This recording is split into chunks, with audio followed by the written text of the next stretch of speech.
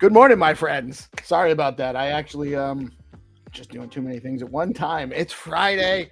We made it through another week. One more day left to finish strong. And man, have we had a great week in our ecosystem? Crypto's doing well. Stacks is doing awesome. Bitcoin's doing amazing. DeOrganized is killing it. GP in the background's crushing it on the Zest and StackingDAO discords and all the stuff he's doing. He's got his first auction out. Dog pool shout out. So Rosar was just talking about some amazing stuff in our opening space. So many awesome things. I'm not talking about it. I haven't even touched on everything. There's so many things going on here. We have a great show, great day lined up for you. Get into the news shortly. Lots of interesting news items. We'll have our conversation. We got Find2Earn coming up at 9:30 with 5 more rounds of opportunities to earn. And then we have the ROO space. Jack Binswich is going to come and chat with us about what's going on in the ROO world. And then we have the Stacks SIP and Community Innovation Show launching at 10:30, and we have a Hero Gamer and Hattie will be with us, and I think Freeger is going to join us to talk about some of the proposed updates to stacking protocol and some interesting stuff there. So we got a great show today, great show lined up. Friendly reminder, this is a news and information show. We are providing news and information only. We are not providing financial advice. Always do your own research. Never invest money you cannot afford to lose. Share out the stream, by the way. It really helps us. I cannot explain just how impactful that is more than anything else you guys can do for us. Say hi in the chat. Share out the live stream. If you like what we do, it really, really helps us grow, reach more audience, and continue doing this. We have a puppy and he likes to pull the curtains, so my curtains are tied in the background. I keep forgetting to untie them, but I don't know if he hasn't bothered them, so I might be able to untie them. Anyway, the numbers for the morning: Stacks of Bitcoin coming in over 94,000, coming in at 94,120. Stacks had actually gone over 90 cents, settling in at 88.79 cents, moving up to number 56 by market cap on CoinMarketCap. Fear and Greed Index actually tipped down a little bit to 52, but still in that neutral range. And the top 3 gainers in the last 24 hours on CoinMarketCap are Sui, Bitcoin SV, and Dog with Hat Whiff Token. Stacks was number 5, by the way, when I collected those numbers. Stacks is in the top 5 gainers. Again, it's been all week. When you stack STX, you earn BTC. That might be part of the reason why people are interested. SBTC equals programmable Bitcoin for DeFi. That's another reason. Stacks has fast, low-fee transactions, proof of transfer security, and native Bitcoin rewards. Tell your friends. In the Stacks DeFi realm, Stacks also has an amazingly robust DeFi ecosystem with deployable Bitcoin. Bitcoin DeFi is actually here on Stacks. Hermetica is offering 5% yield on USDH with over $5.5 million total value locked on the platform. They also have a fresh new 2.0 user interface. It looks really great. Super excited about all the things they got going on at Hermetica. Those that don't know, USDH is a Bitcoin-backed dollar stablecoin that earns yield sometimes as high as 25%. You can DCA into Bitcoin, dollar cost average, into Bitcoin, Stacks, runes, and more effortlessly at bitflow.finance. And now Bitflow just added a major upgrade to its liquidity platform with the launch of Flex Pools. Flex Pools allow users to provide liquidity in any ratio while benefiting from ultra-low slippage. PerpDex on Stacks. Velar has launched their long-awaited PerpDex. It came in just at the right time.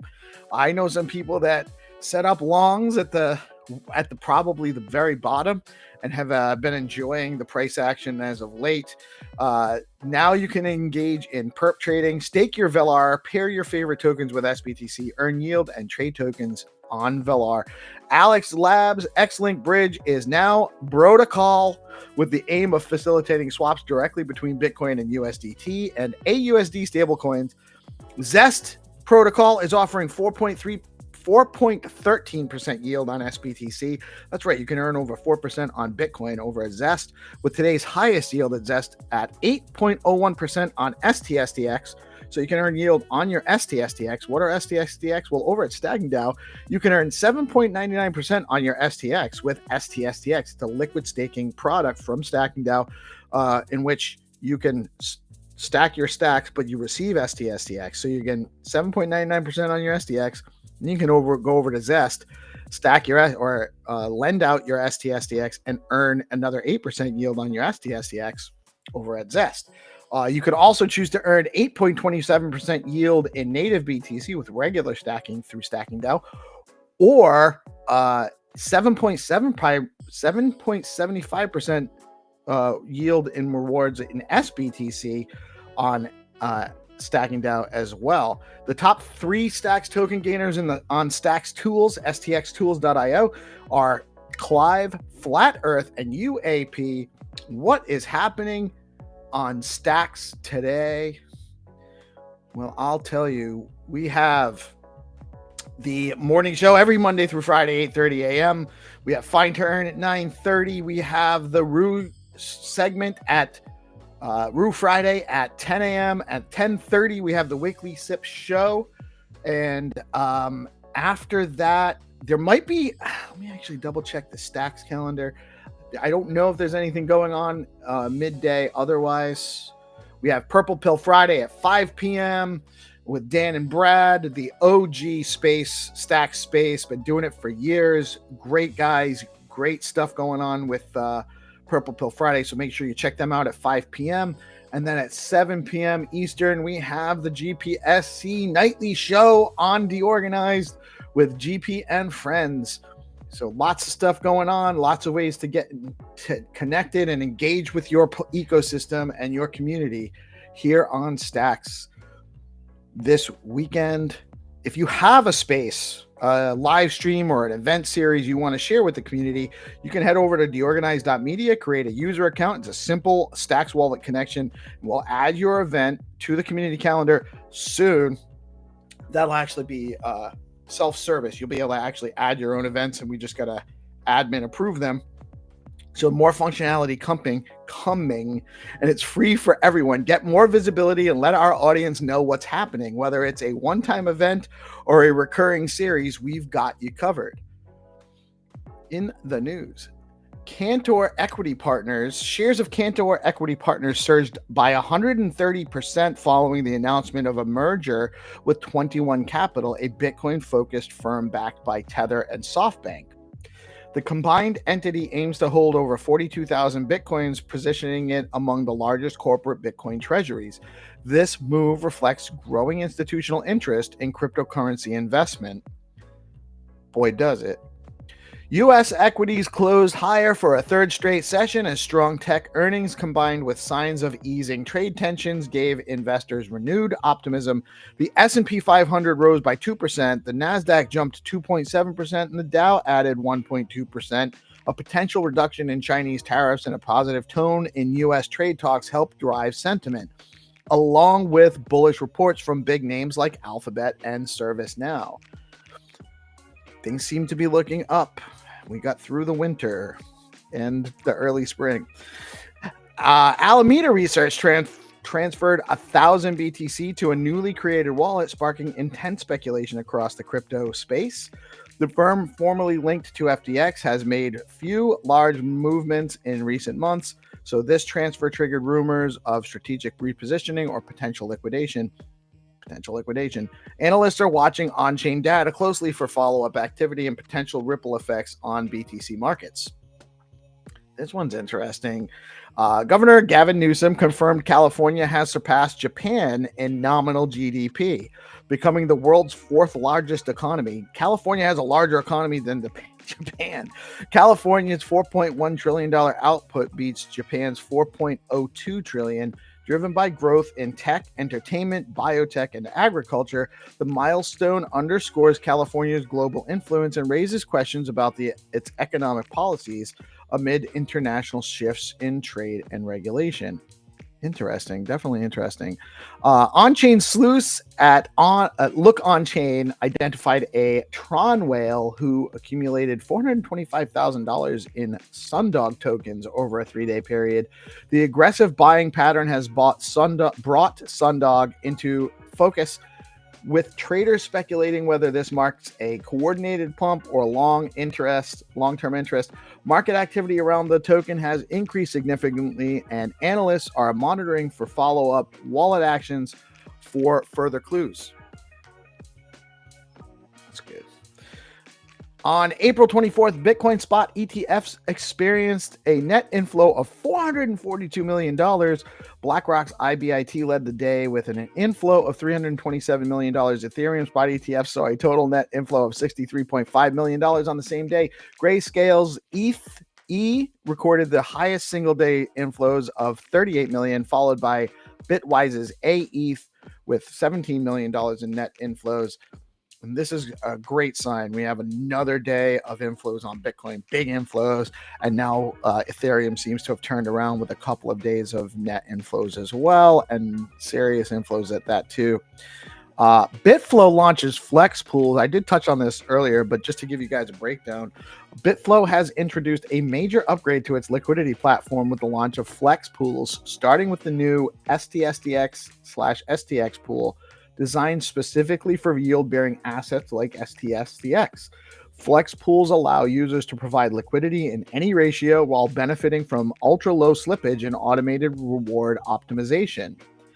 The upgrade delivers deeper liquidity, higher APYs, and greater flexibility for traders and liquidity providers alike. This marks a significant step forward for stable swap infrastructure on Stacks and further positions Bitflow as the go-to DEX for dynamic DeFi trading. Flex pools are now live and accessible at app.bitflow.finance/pool.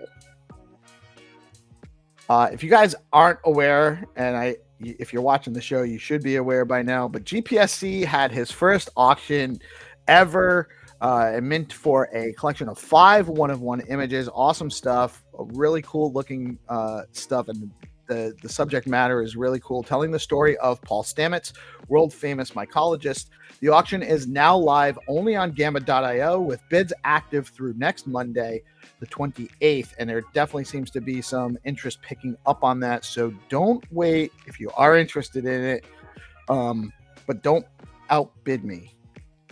That's all I ask. Boom is offering .btc holders a chance to claim their matching .boom.btc subdomain, but only for a limited time.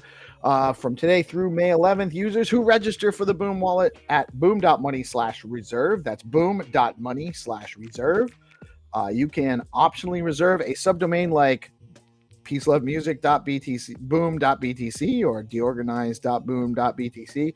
If you already own that .btc name, the move is designed to simplify Bitcoin transactions, making them as easy as sending an email.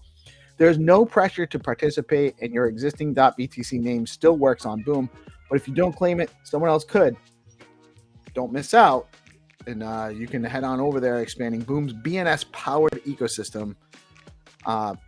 Really cannot wait for Boom to reach maturity, and get out into the ecosystem.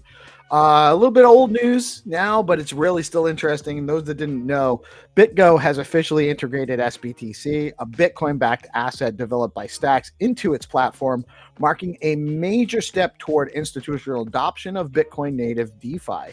With this move, BitGo clients can now securely convert BTC into SBTC, enabling access to decentralized apps and services built on the Stacks network.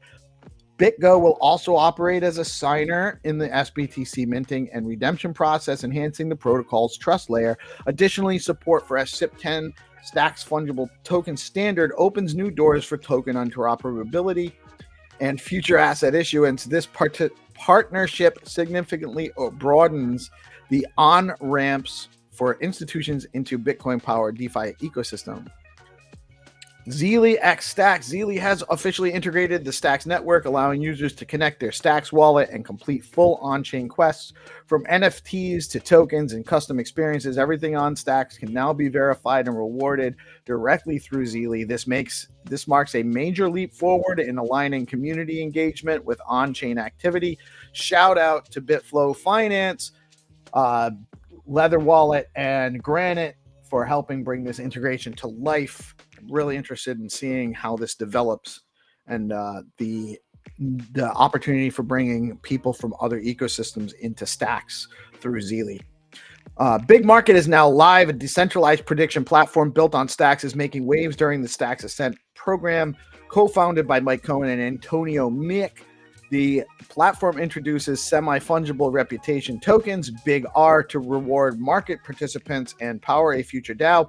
Users can now test market creation, staking rewards, and governance directly on testnet. Big R earned now will convert to mainnet later. The team is exploring a hybrid token launch and seeks feedback from the Stacks community on feature priorities, documentation, and social strategy. With several Clarity contracts deployed and an audit underway, Big Market invites contributions to help shape the future of Bitcoin native forecasting. You can head on over to bigmarket.ai to get started. It's in testnet, just poking around on it, but it would be an interesting opportunity for you to start poking around, and they need the feedback, so they are looking for that. Let me actually get on to BoostX. The BoostX app Chrome extension just leveled up. You can now send STX, BTC, and other Stacks tokens directly to anyone on X with a BTC or STX BNS name just by interacting with their posts. Send crypto with a like, get instant notifications. Now support Stacks NFTs. And coming soon, you can mint NFTs on X with full Stacks wallet integration. BoostX makes tipping, rewarding, and engaging with your X fam seamless, and it's only getting better. If you're ready to boost, head over to boostx.cc and you can try it out now. It is a Chrome extension. You just add it as an extension to wherever you have your Leather or Xverse wallet extension app on there, and it'll overlay. You just connect your wallet on X, and you can actually use this.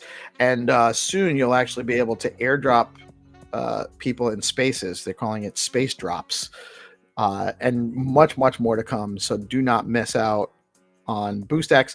And BNS1, head over to BNS.1 to claim your own .btc, .stx, or other BNS name and lock in your digital presence on Bitcoin. The latest platform upgrades include a sleek new interface, improved marketplace features, and smoother management tools, making it easier than ever to buy, trade, and rep your BNS across the ecosystem. Own your name, control your identity. Start at BNS.1. And let me just shout out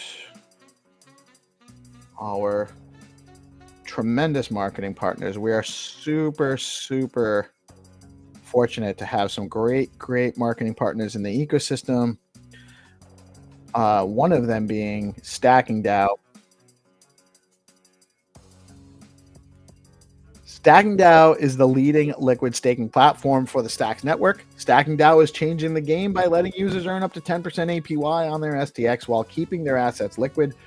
Unlike traditional staking, their unique design means no minimums and users start earning rewards immediately, so there are zero switching costs when moving from other stacking pools. Plus, you've got options. Choose to get your rewards in STX or SBTC. I use both. Whatever fits your strategy. If you want to start earning yields today, head over to StackingDAO.com and jump in. StackingDAO is where liquidity meets opportunity. And we also have a tremendous partner at Bitflow. Bitflow is your go-to DEX on Stacks, the only place where you can trade native BTC alongside top tokens like STX, SBTC, USDC, Runes. It aggregates the best swap rates from Alex, Arcadico, and Velar into one seamless platform. This week, Bitflow rolled out a major upgrade with the launch of Flex Pools, starting with the new STX Pool. Flex Pools are designed for liquid staking tokens like STSTX, offering deeper liquidity, smarter auto rewards, and the flexibility to provide assets in any ratio. It's a smarter way to earn with lower slippage and higher APYs for dynamic assets.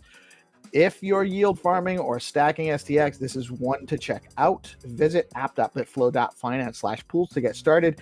And now get ready for the Bitflow X DeOrganized Zeely Quest. The password for today's Zeely Quest is LP2Earn. That's right. You can earn daily Zeely points in the Bitflow Zeely campaign with DeOrganized. You just got to get this password. It's here daily. It's always in the QR code. We actually show it to you at the top of the show at several times throughout the show. There's no reason for you not to have access to this password and be taking advantage of this Zeely campaigns with Bitflow and earning some Zeely points with Bitflow. And we have the homies in the house. Good morning, GP. How are you today? Good morning, brother. Happy Friday. Yes, it is a great week for stacks and all the memes pumping. I am bullish as they come. Things looking great today. And we actually have Lord Rosar in the house. Rosar's been cooking some, he's just nonstop cooking. I missed part of the conversation. I know you were chatting in the space, but I just got too much I'm working on. Man, good morning. Good morning. How you doing today? I'm doing well. Well, I mean, yeah, I'm surviving. Oh, you're not doing well? Frantically. I mean, dude, I don't even have money to pay my bills. Too much pressure on yourself. So broke, dude. It's insane.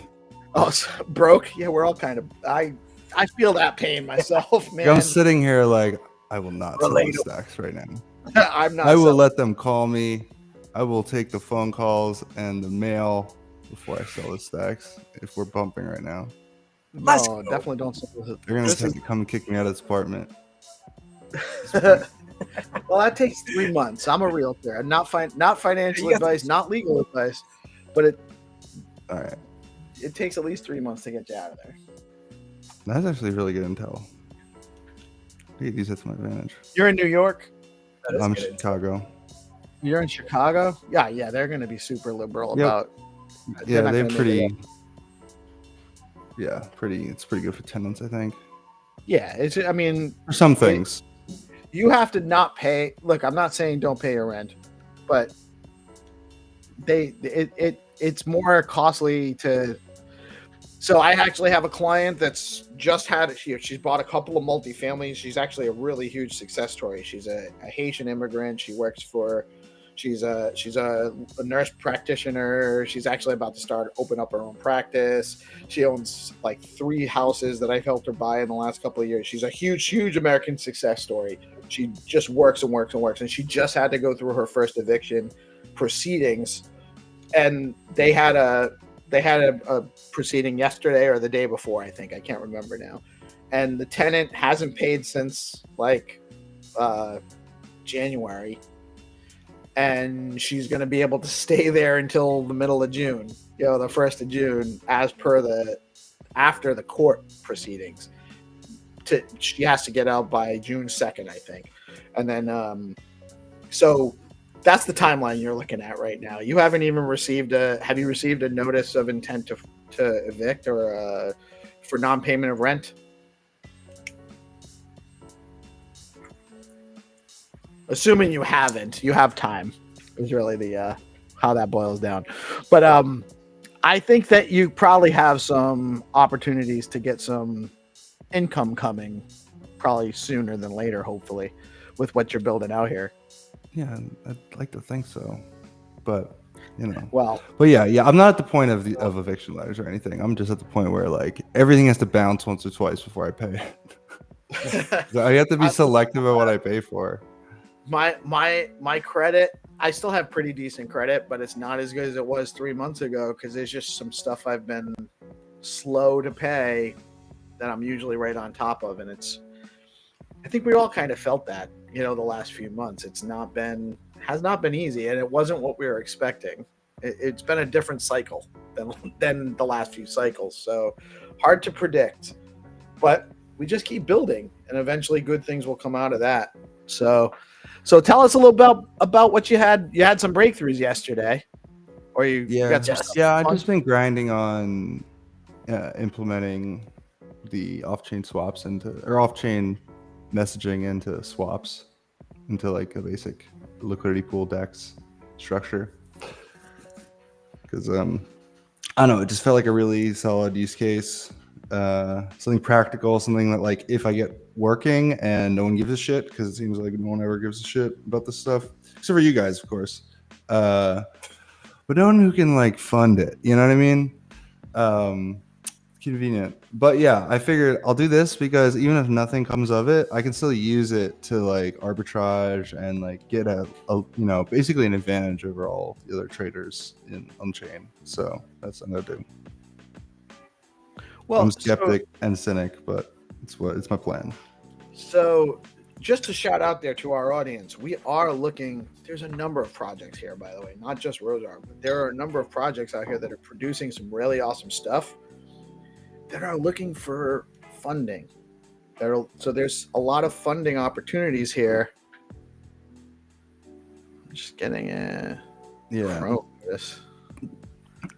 To improve your performance like Chrome. Oh, you're still coming through clean and clear, crisp, no lag. Okay. All right. I think it's Restream's starting to do this thing where it's like instead of opening the studio in the same tab, it's leaving the Restream tab open and opening the stream in a new tab. So it's like I saw that. I have two pages open, but it was just giving me some kind of, I only have like 4 tabs open. I shouldn't be having a taxed resources type of thing going on. So there are a lot of projects looking for funding, including Rosar. So if you're in that realm of things, if you're looking for awesome projects building on Bitcoin, building on stacks, building functionality into the Web3 space, there are opportunities to get in before these things become hugely functional. But that opportunity is probably a short window. So take advantage. So what do you got? What do you tell everybody? Actually, why don't we start from the beginning? Tell everybody what you're working on, Rosar. Yeah. So I'm building a scaling layer for Bitcoin and stacks. So basically it just addresses a lot of the problems that I see in this space, like things not being fast or feeling fast enough, addressing a lot of the limitations with wallet-based transactions. It's like you kind of need to be there to sign things. It's hard to do. It's like there's this scenario where it's like dollar cost averaging or things that are really easy to do in just Web 2, like when you're just building software, are very hard to do on chain because it's this delegation of permissions problem where it's like I need to safely delegate some permissions so things can run, on like a schedule. And people aren't in the business of like running their own servers, so they need some way to delegate permission to some system to do like, I want to do a buy every day. You know what I mean?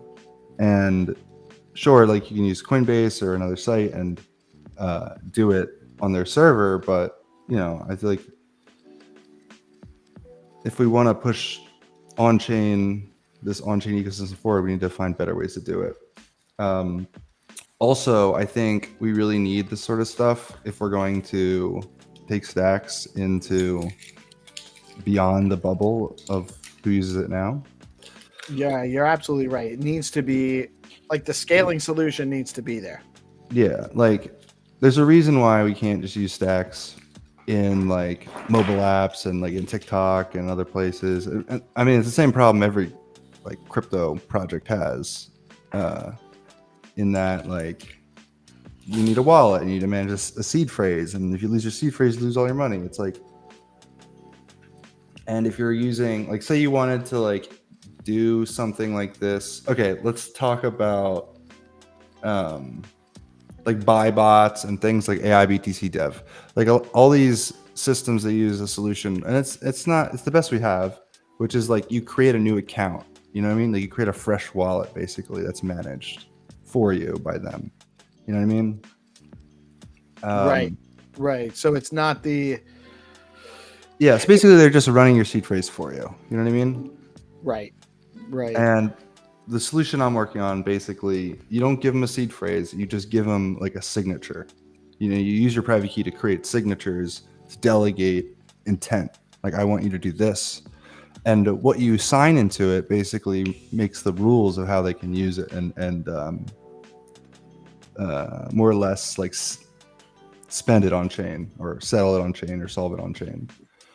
So there's a couple basic ones for most tokens. There's like the transfer intent, and then there's a couple variations of it. There's like transfer less than, and then there's a I guess one I'm calling redeem, which is it's like a transfer, but it doesn't specifically specify who's receiving it.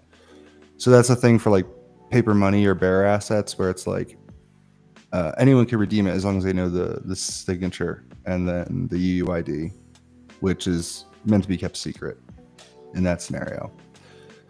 So, but like that's where it comes on a QR code pre-signed. Yeah, that's that use case where I think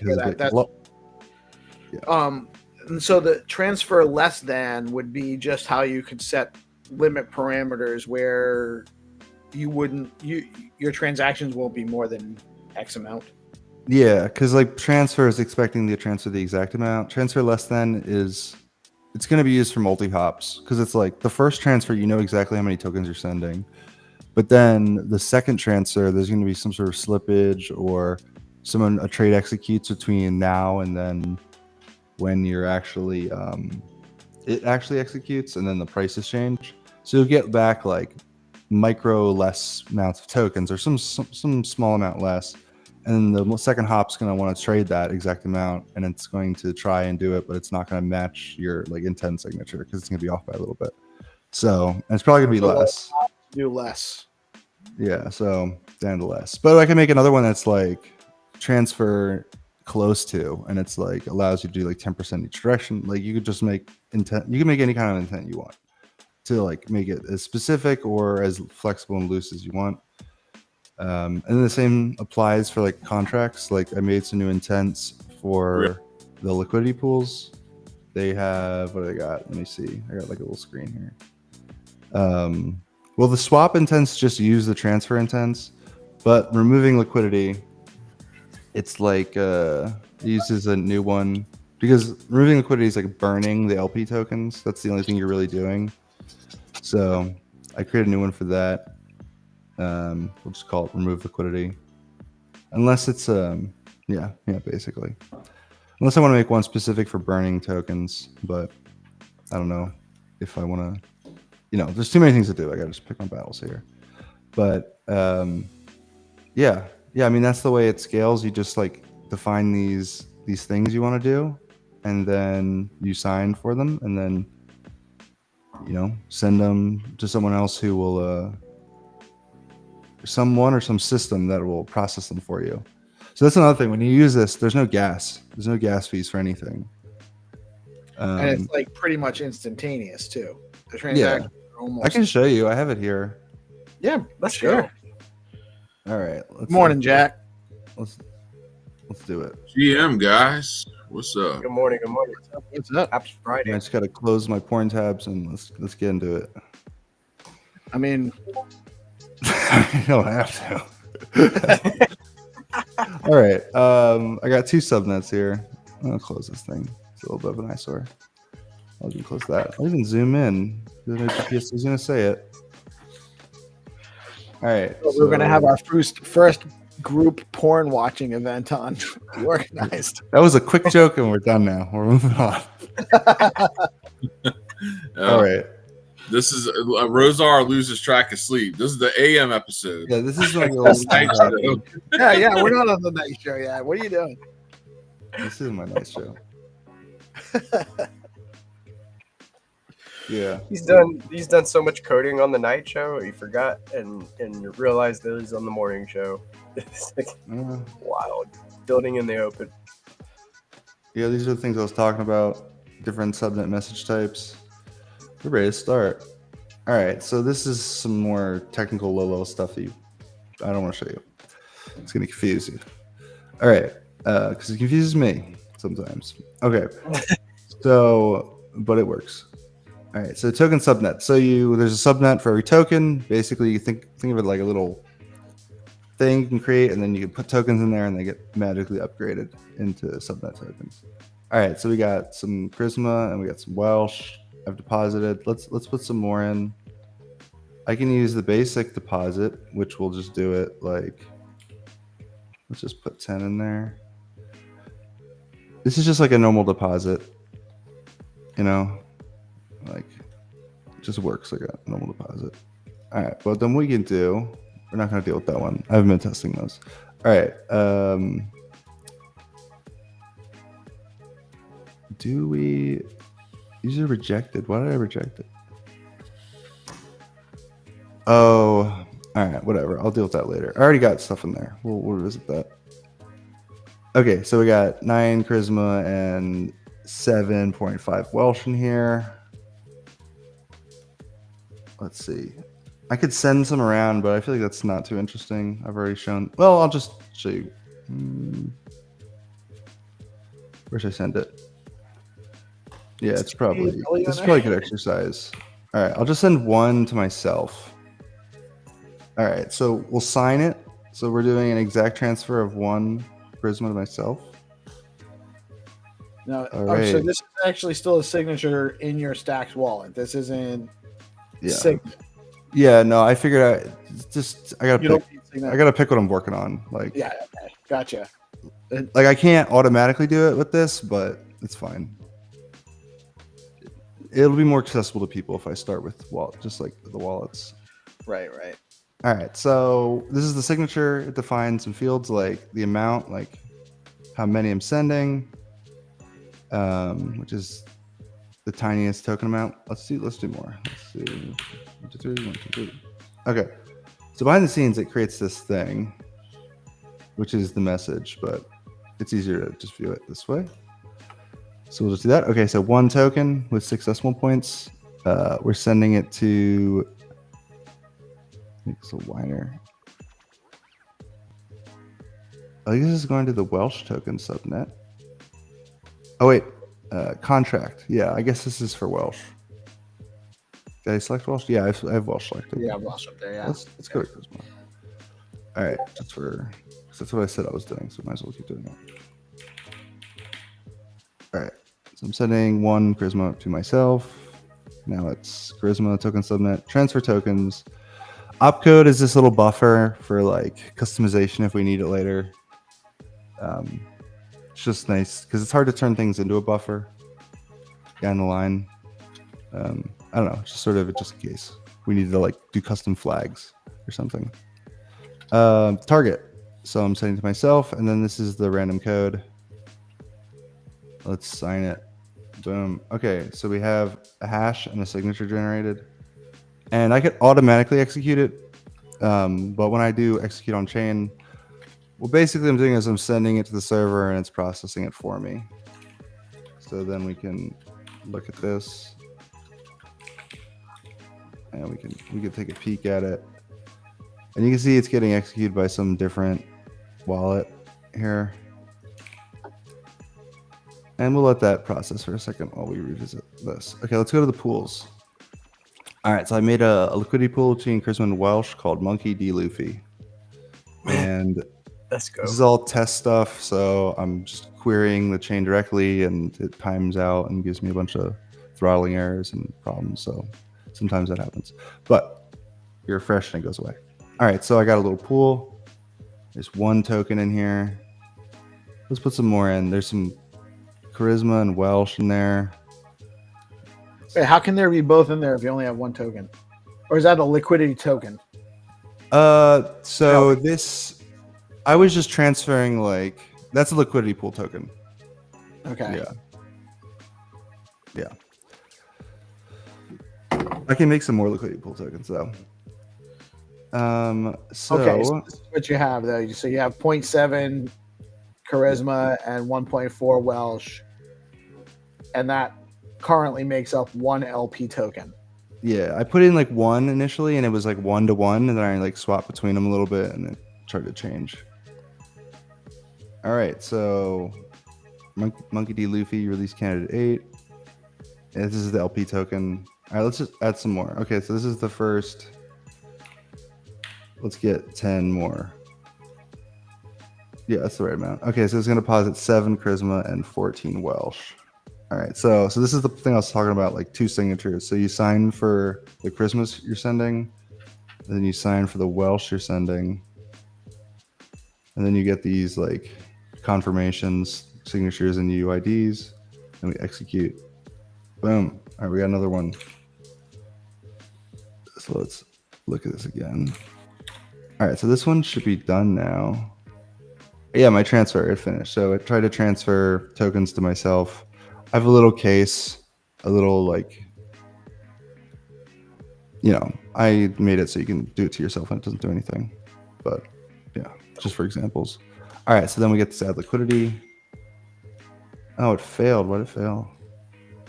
400. Do I not have enough tokens? Oh, I don't have enough tokens. I don't have enough tokens in the subnet. Let's just do a smaller amount.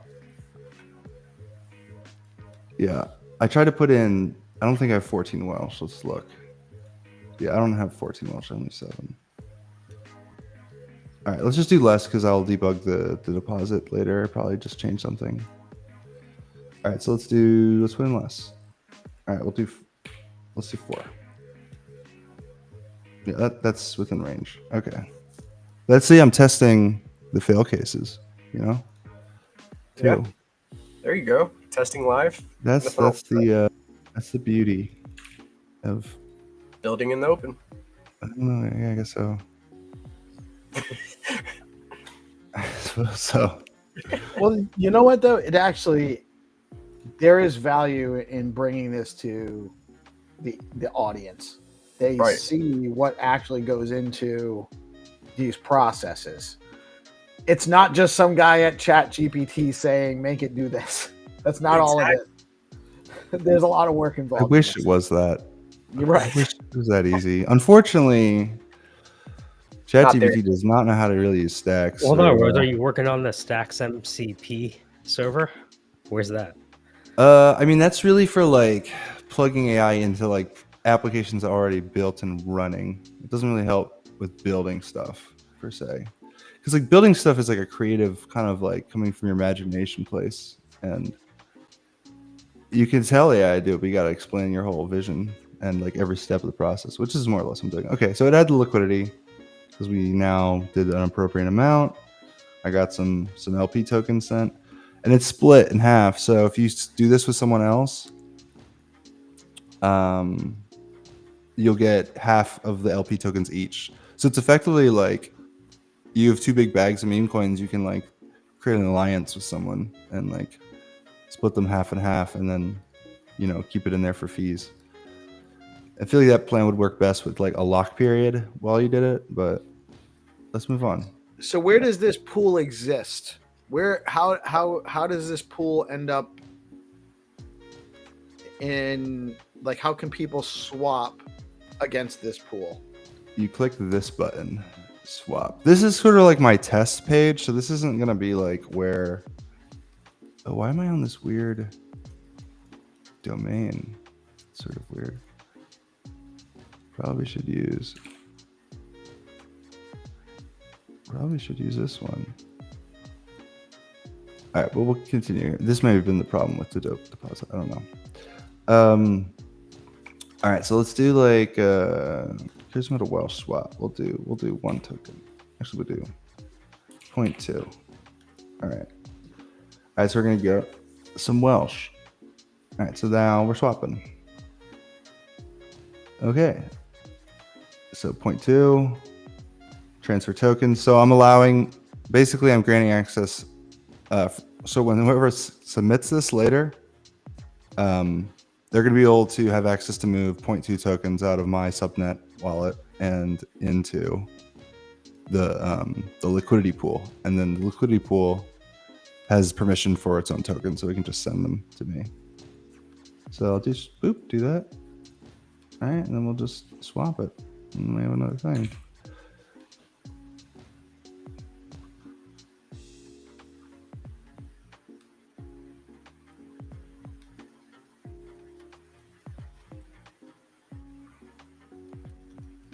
Looks like he was doing it once. What happened? Right back. Looks like he was doing 1,000 things at once as usual. Oh, he disappeared. I saw the screen share go away. I didn't realize. Yeah, he'll be right back, dude. No. Good morning, Mike. Unless that was it. That was the bomb hit Chicago. Just like, here you go, dude. Here you go. That's what you get. Finally. Good morning, Orange. Good morning, Michael. How are you guys doing today? Fellas. So is what Rosa showing the way that you can take a Nakamoto to the nth degree by not even having to wait? It actually almost makes Nakamoto unnecessary to some degree. How dare you? However, Nakamoto is already here, so it's like Visa's dream. We have that value. We have that value, but Nakamoto is never going to be as instantaneous as a subnet can be. You know, so it does provide some different functionality than what you can do now with Nakamoto. You know, I've been here on mute like a dumbass. Good morning, like twice. Good morning, Orange. What I was gonna say is some things you do need instant settlement for. Well, as fast as possible. You don't want, and like so. Nakamoto is important because if you're some institutional douchebag and you're moving all kind of money. You're going to want that instant settlement, but there's a lot of stuff that don't require instant settlement, and that's where this is so beautiful. Right.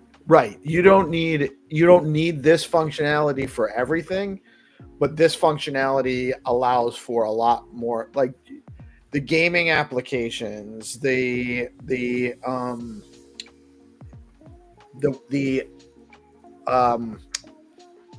what the heck am I? The word is I'm so old. I can't I forget words. I just had it.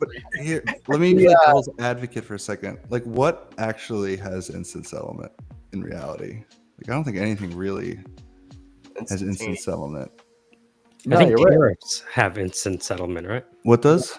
Tariffs? No. I'm saying like even like a really fast blockchain, like.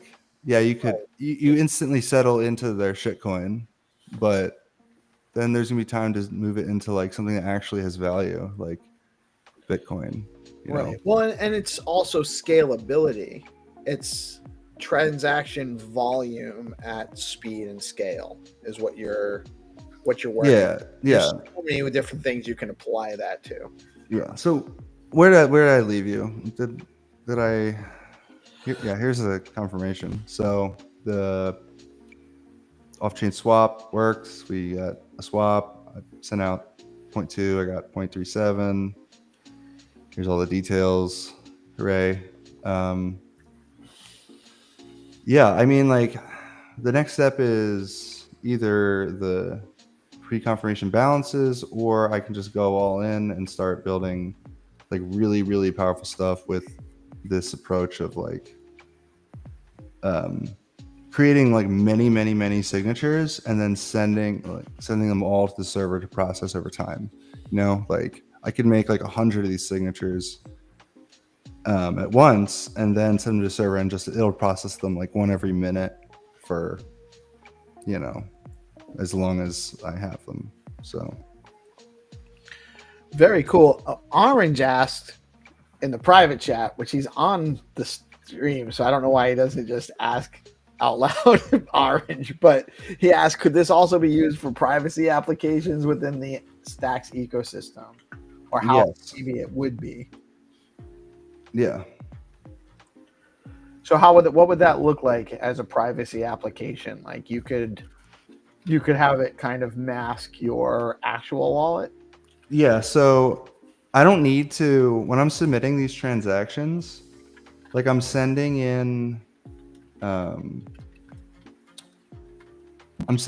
the details in like a payload to the server, and the server. Okay, so let's just think about it this way. All right, so this is me locally signing this thing, and I've signed it. All right, and now I'm sending it to the server, and so at no point yet is it actually even on chain. So it's like no one knows about this transaction yet. And even if I want it to be more private, it's not until the server basically like puts it on chain does it become visible. But here's the thing. I can make a version of this instead of sending all the parameters of the message. I can send just a hash, and then so if someone looks at it in the mempool, they'll just see a transaction with like a hash, and then the server will basically decode the hash. Yeah, people can't front run you can't front run those transactions. Yeah, because they won't be able to read them. They're basically like until they get put off chain. Yeah, which you can't front run anyway because they've already processed off chain. So can you talk about that a bit more? Because you tweeted about it, but miner extracted value is the Achilles heel that has been exploited with Ethereum. XRP solves it by, I think, randomizing their mempool. How do you look at this solution vis-a-vis MEV? So MEV of like miners front running stuff that they want?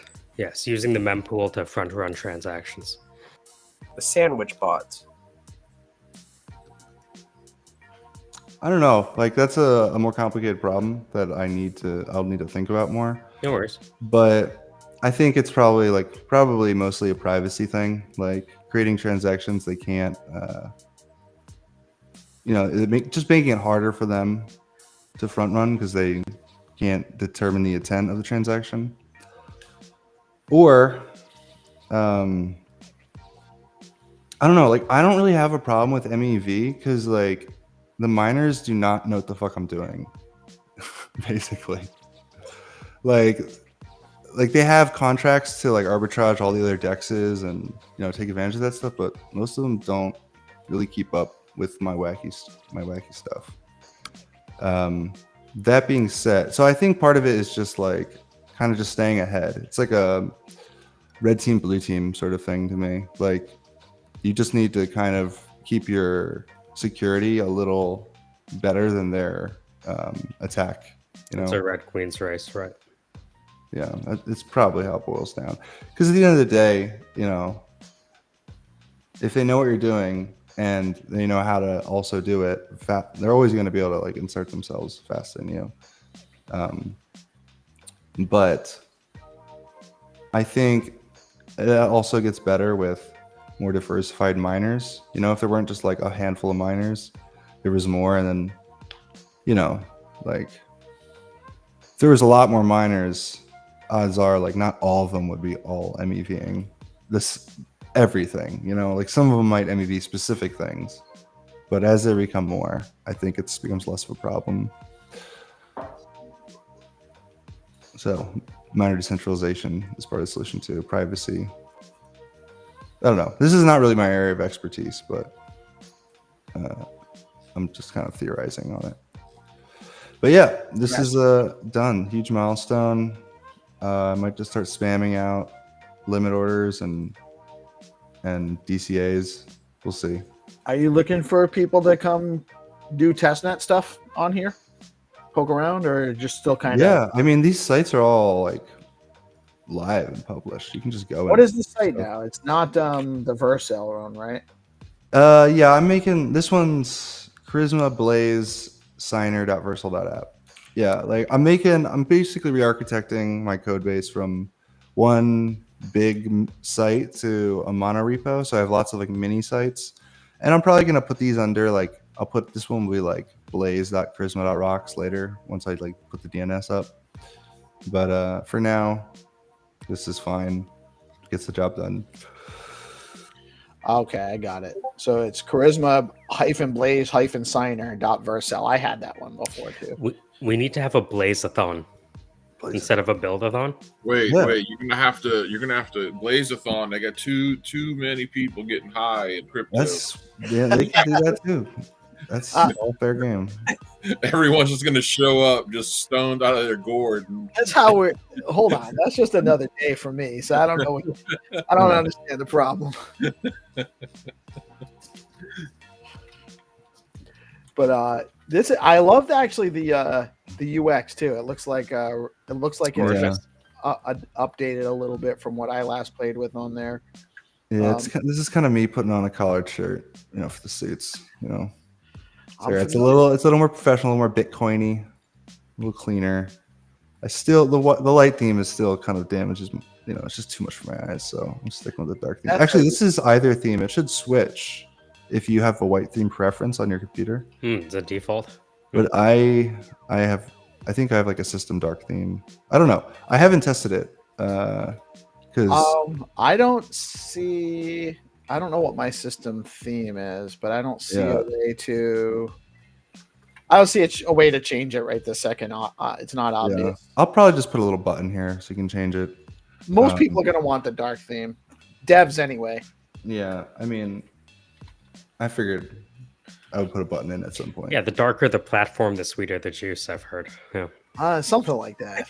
The problem with themes is once you have a couple of them, you're constantly tweaking all the colors as you work to like make things better, and then it just really starts slowing you down. In some places you can't see the text, and it's just like you end up just spending a lot of time, like too much time on like doing like minor details, and yeah.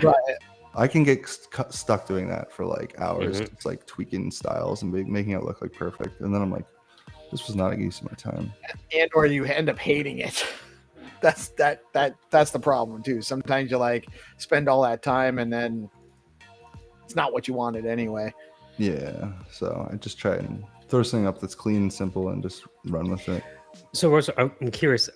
Do you remember when this idea came to you, or were you thinking about this for a long time?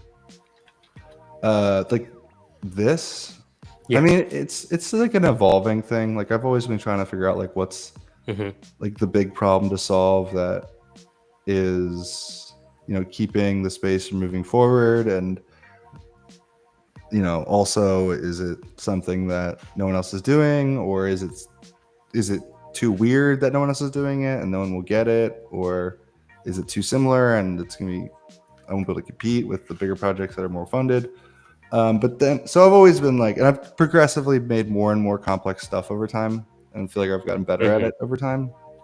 But it was when Bryce published like his like Lightning Network design implementation. I saw that, and I thought that was awesome. I wanted to do it. Honestly, like 2 years ago, I wrote a paper. I like submitted a hackathon submission for like Lightning Network on Stacks. I didn't win anything for it, but it was just funny seeing that because it was like the only other thing on my YouTube is just that from like 2 years ago. But I implemented, I made a UI for it, I plugged in and got it all working. But then I just found that like it had some limitations, the same limitations that Lightning Network has. And I just felt like it was just complicated. You know what I mean? I felt like it was gonna be complicated to scale it and like use it for things. And I didn't like the way that you couldn't like unilaterally withdraw. Like once your channel money's locked in a channel, like you can't like just get it out. Like you have to like do this like back and forth resolution process with the node operator. And I just felt like that was silly. We don't need to do that. So I just removed that and just made it so that you can just enter and leave channels whenever you want. And since they weren't really channels anymore, I decided to call them subnets because it felt like the closest thing. So if I have access to this, why would anyone need Lightning? Yeah, you wouldn't. I think it's better in every way, in my opinion. So if Coinbase, if you're listening, why don't you just use this instead of Lightning? Lightning definitely sucks. watch the show. Well, they made their own version of this. It's called like Flash Blocks or something. Oh, and wow. It's basically the same exact thing. I don't know how programmable it is, but it promises like pre-confirmation blocks. It's basically just this with transfers and like pre-confirmation balances. It's what it seems to me. Maybe it does other stuff too. I don't know. It's more like chain level, I think, because they made base, so they're like kind of cooking into base. Where I'm kind of building this on Stacks. I don't have the luxury to just like change Stacks core code. So one day, maybe. Hopefully that won't be necessary. Yeah, I don't want to do that. It sounds like a pain in the ass. Well, yeah, it's a whole lot more you have to work on then, isn't it? And just type it into ChatGPT, you'll be fine. Rosa, I think what you're working on is amazing, man. You are a tremendous asset to this space. Love having you join us and show us what you're working on. It is time for Find2Earn. I just have a quick word from a couple of our sponsor partners, and the Game Master will be here momentarily. Stay tuned. Yay.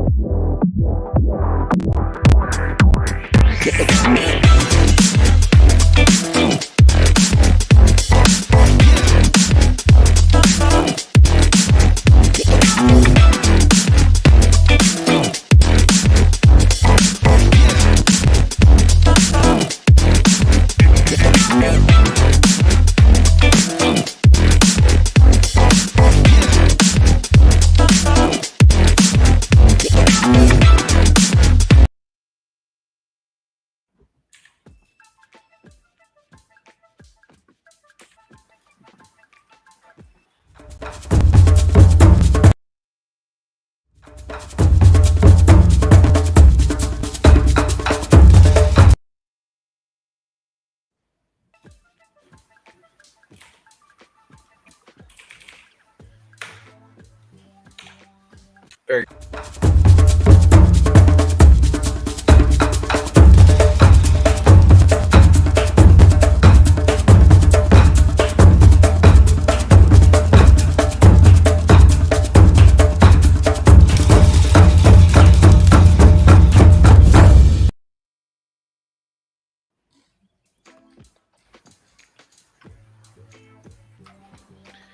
The Game Master is here in Let's go. his original form. How are you today, sir? GM, mortals, everyone, GM, I'm dead. What is dead may never die. Let's go. The show must go on. Let's go. Let's go. Let's go. It is time for Find2Earn. We have 5 rounds sponsored by our tremendously amazing meme coin communities on Stacks. We got ROO coin, we got Leo coin, we got Welsh Corgi coin, Bitcoin Pepe, and Wrapped Nothing rounds. You have opportunities to Find2Earn some of the greatest meme tokens on Stacks today. Sponsored by Skullcoin and the Game Master, bringing you these games to you on the regular. Michael, you want to share for the opening the whitelist round? So the first round is for new players. You have to be on the whitelist to get access. Only whitelisted players will be able to participate. You're participating over on the Skullcoin BTC X account. And as soon as the game goes live, you will be looking for the link to find the image in Google Maps. And we have a double round again, correct? Yeah, let's go. Let's play onboarding round for new players, and everyone just repost, like, and this will be a double round for ROO. You have to find the ROO. A double round for ROO. That's opportunity to win 3,000 ROO total, 1,500 for each of the images to be found. We're going to put Mike's screen up, and Mike is on the Skullcoin account waiting for the round to launch. Let's go, we are ready. We're going to do a countdown, not a count around. Not a count around. We're not counting out of order numbers, Michael. Oh, sorry. Hello and welcome to Skullcoin, Skullcoin, Skullcoin. Skullcoin is a game built on Stacks, leveraging the security of the Bitcoin blockchain. I'll show you how to play, and then you'll join in with me after. Now, if you do want to play with us, so what you're going to need to do is to repost or retweet the live stream. And I'll show you how to do that here. DeOrganized BTC. Now, we go down here. Okay, that's the like, and that's the repost. I can undo it and do it again, and undo it and do it again. Now, once you've done that, you go to Skullcoin BTC. That's right, Skullcoin BTC. And when I'm done counting down from 7.5, you're going to watch me play this game miserably. and then it'll be your turn to see if you can beat me. Are you ready? We are ready, Michael.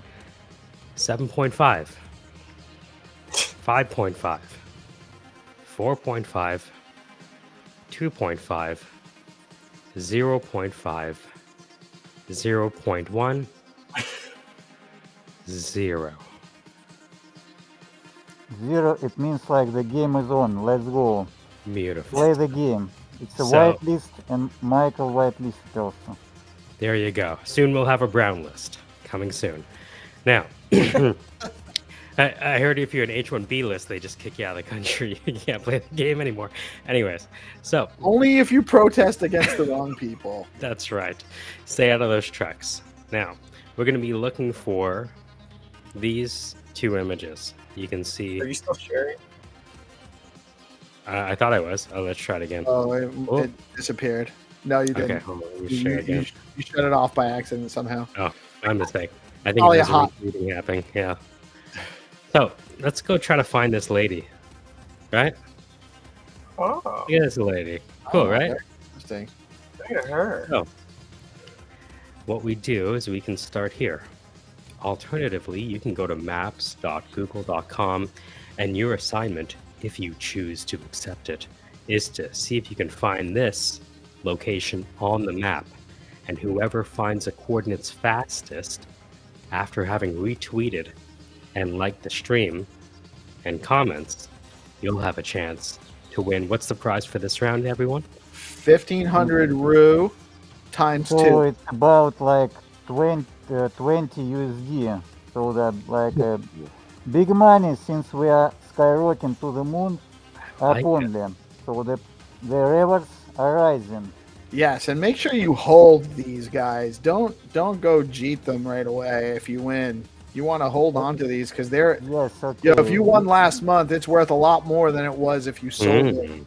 100%. And we have one more whitelisted game for the people who won just one time and 2 times. It will be double game for nothing. And I will launch it right now. Oh, Open round for nothing is launching right now while we're looking for these whitelist get round. That's awesome. One more whitelist round so for experienced players who won just 1 or 2 times, and we're ready for launch it right now.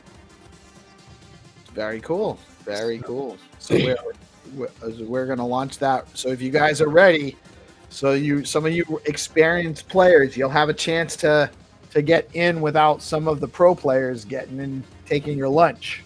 Okay, I'm launching right now. 5, 4, 3, 2, 1. Let's go.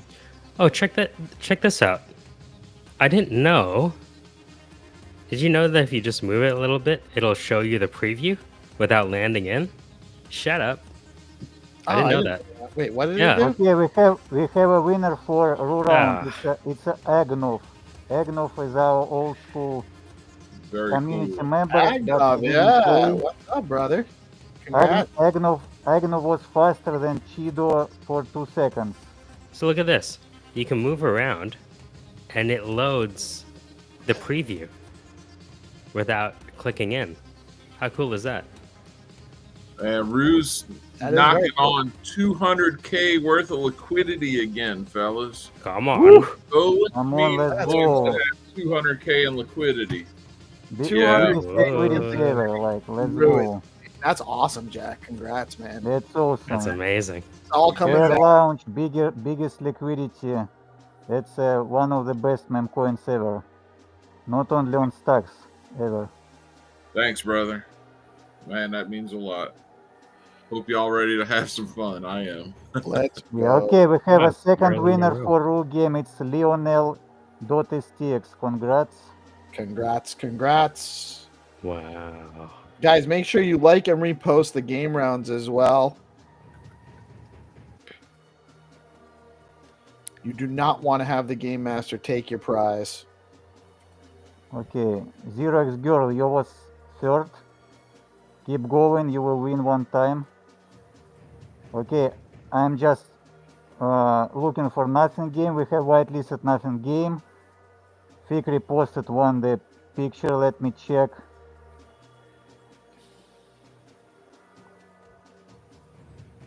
No, Fikri, it's another place since there is no sign. Keep going. And we will have 3 more games for Welsh, for Leo, and for Pepe.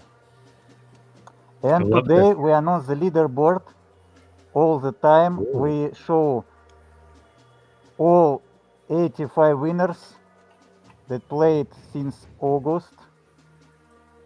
And we'll make different categories for different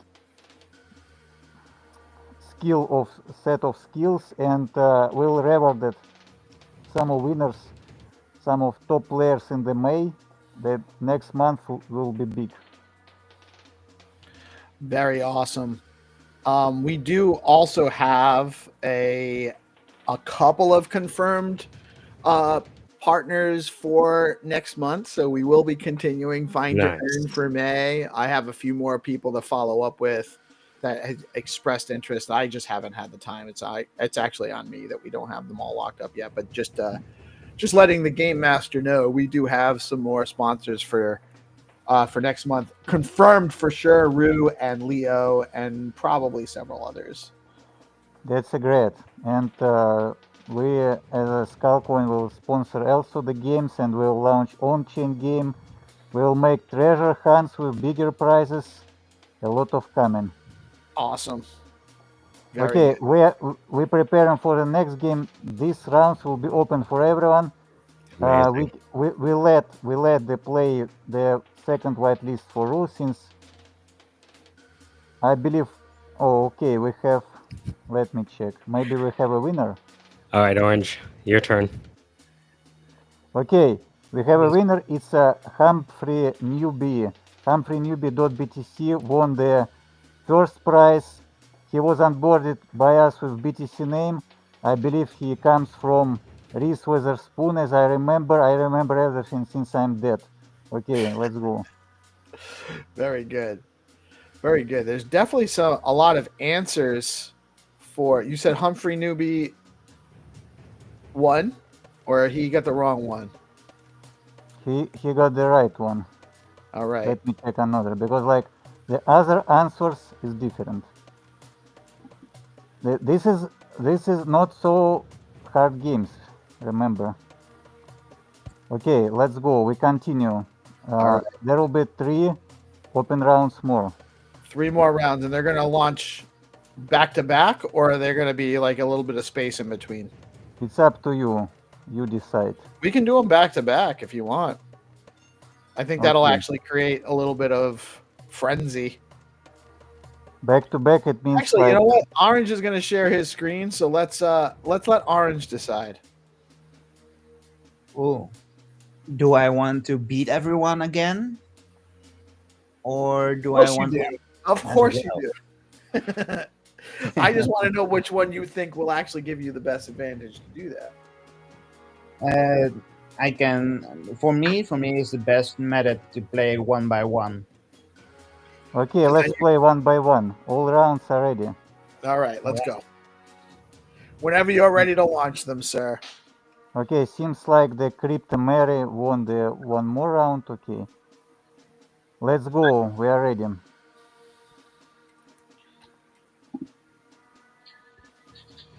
All right. So we had winners for both of the nothing rounds as well. Yeah, we have both winners, and the next round will be Corgi's Play for Welsh. We are ready to launch. Everyone get back from the world map.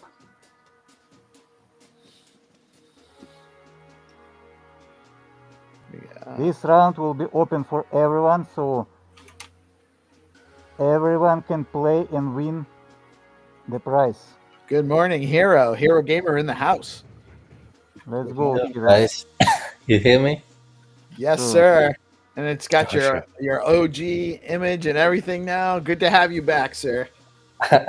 Thanks. I was literally trying to find the PFP just now because I lost all my files as well.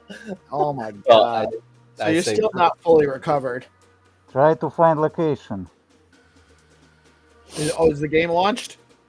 No, we are ready. All right, we are ready. Who wanna count down? Hero, can you count down to 0? From 5? From any number. Yeah, it could even be like decimal numbers, irrational Yeah. numbers, I guess. I don't know. We'll do it in Japanese. Ich, ni, Me, san, San, shi, Shi, Go, go, Rook, book, 5, Pitch, 4, 2, 3, 2, 1, go. Let's go. The game is on. By Hero, the Welsh game. Guys, make sure you are sharing out the live stream and liking and reposting the game rounds. Okay, Orange playing. Orange show you how to play, how to find the Welsh on the world map. Let's go.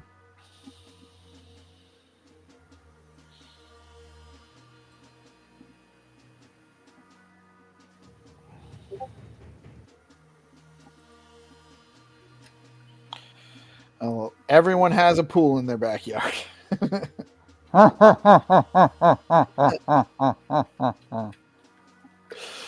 Nice. Play hard, go pro.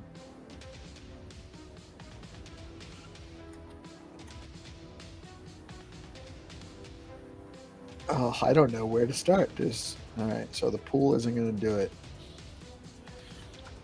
One. Oh no, you can see all that stuff.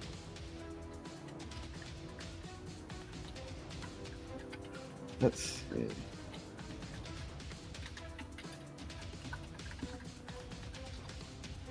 Orange give you opportunity to win, mortals.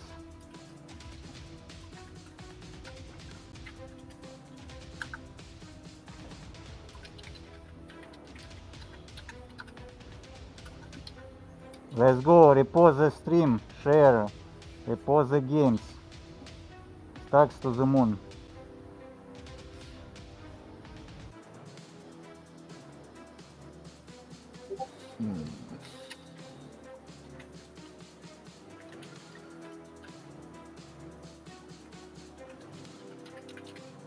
Why do people have so many things? He's got the same issue.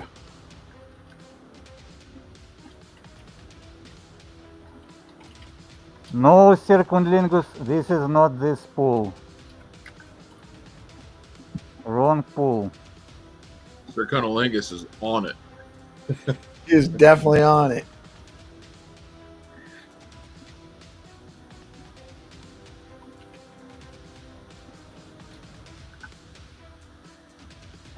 So I'm just thinking out loud here that the issue is you kind of got to see the pool from the front, from the street, right? That's going to be. No, No, you don't agree? I know that it's not about the pool. Well, but you're going to have to be able to see the pool from. Are you sure about that? Well, that's the image we're looking for. There I will be guess the I'm not pool, sure. but the pool is small. You have to just just find this yard.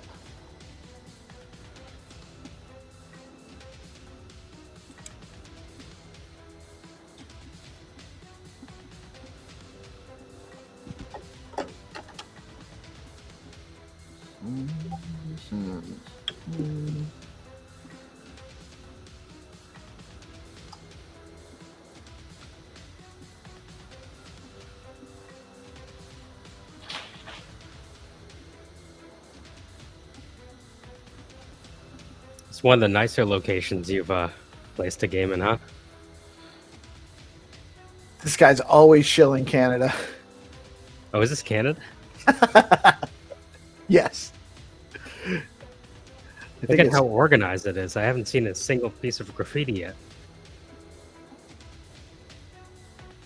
And everyone has pools, even though it's Canada.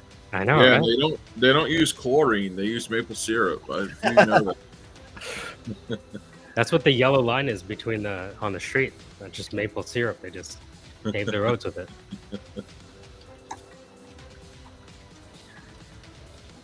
It's in Quebec somewhere.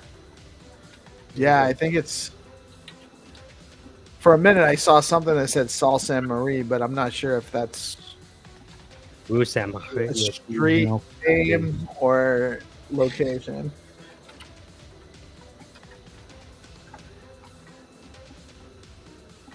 It's a gorgeous area, actually. Okay, we'll give you like a couple minutes and give the clue, and we will have 2 more games to go. The Leo and the Pepe game. Due to time constraints, I'm going to suggest we should launch the last 2 games back to back. Yeah, we'll make it simultaneously.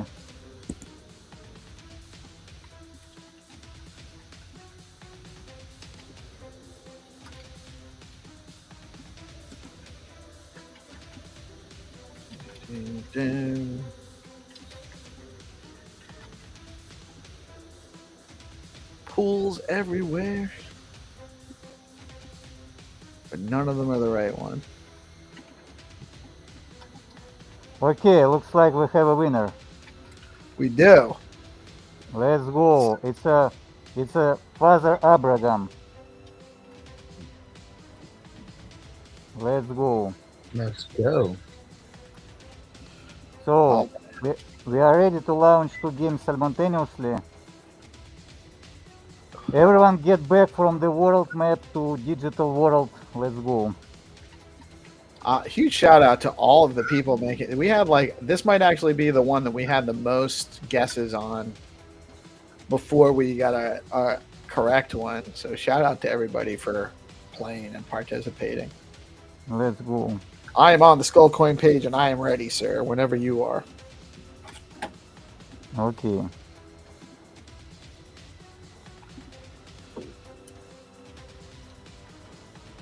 In 1 minute, we just wait.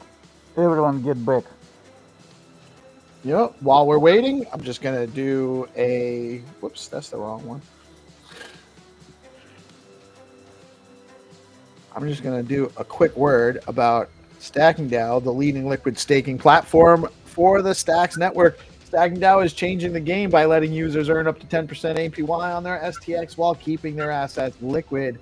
Unlike traditional staking, their unique design means no minimums and users start earning rewards immediately, so there are 0 switching costs when moving from other stacking pools. Plus, you've got options. Choose to get your rewards in STX or SBTC. Whatever fits your strategy. Want to start earning yields today? Head over to StackingDAO.com and jump in. StackingDAO, where liquidity meets opportunity. And we can actually, if you're ready, sir, we can launch those games.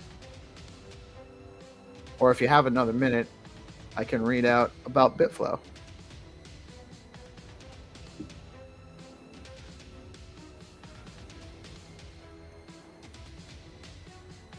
Yeah, For those tell that us don't know, about Bitcoin. all right. Bitflow is your go-to DEX on Stacks, the only place where you can trade native BTC alongside top tokens like STX, SBTC, USDC, and Runes. It aggregates the best swap rates from Alex, Arcadico, and Valar into one seamless platform. This week, Bitflow rolled out a major upgrade with the launch of Flex Pools, starting with the new STX pool. Flex pools are designed for tokens like STSTX, offering deeper liquidity, smarter auto rewards, and the flexibility to provide assets in any ratio. It's a smarter way to earn with lower slippage and higher APYs for dynamic assets. If you're yield farming or stacking STSTX, this is one to check out for sure. You can visit app.bitflow.finance/pool to get started. And also, LP2Earn is the password for today's DeOrganized Bitflow Zeely campaign. You have a daily quest over on Zeely on Bitflow. You can earn some Zeely points right now. LP2Earn. Okay, LP2Earn, Find2Earn. Let's go. Let's go. Are you ready? Yes, sir. I'm ready. Okay, we are launching right now. Who will make countdown? I'll do it. Let's 5, go. 4, 3, 2, 1. Blast off. Yeah, let's go. The Leo game is on and the Pepe game is on. Pepe will be Ghibli. Haha, be ready.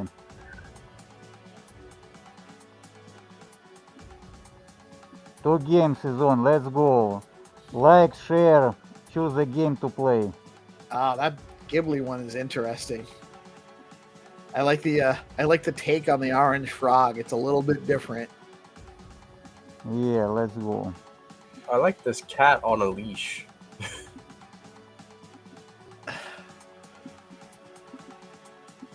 I always wonder like how that comes to be. I mean, I know you can't like let your cat out and like get it to come back to you unless you have like a can of tuna or something. A cat on a leash. I haven't seen that too often.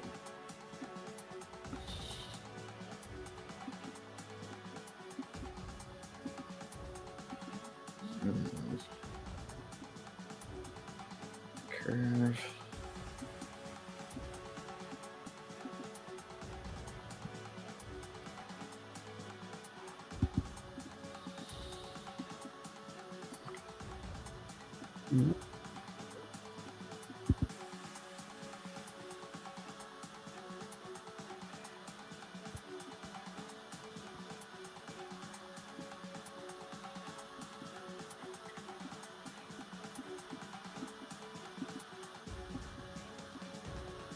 I hate when I pick the same one Orange is looking for. Right. But then you can beat me. Well, then I can beat you. That's true. Although I think maybe the way to beat you is to play the other one. I did beat you once. One time I did. There was. Yeah, I remember. Okay, we have still no winners. Let's go. Which one? We have a winner on. No winners. Oh, okay. No winners. Whenever I see people crossing the street, it reminds me of that Beatles album.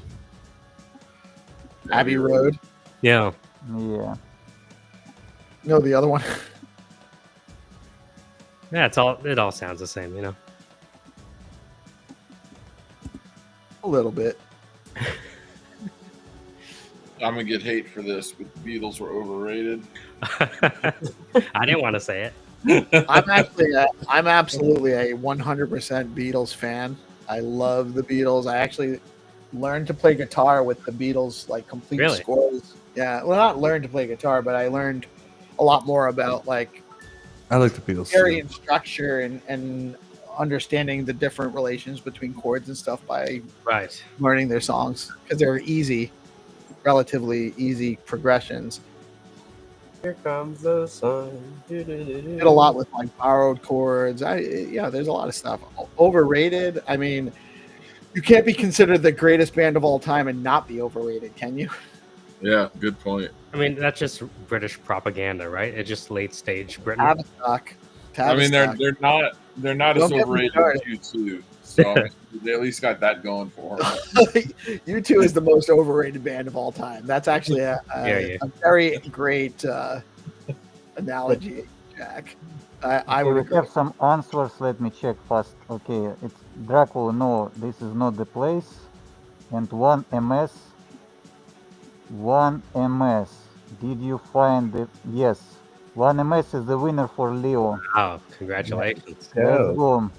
Man, remember, you have to repost and share before you win. Next time I will banish you. To the shadow We're realm. gonna go right down to the underworld. Because I see notification everything.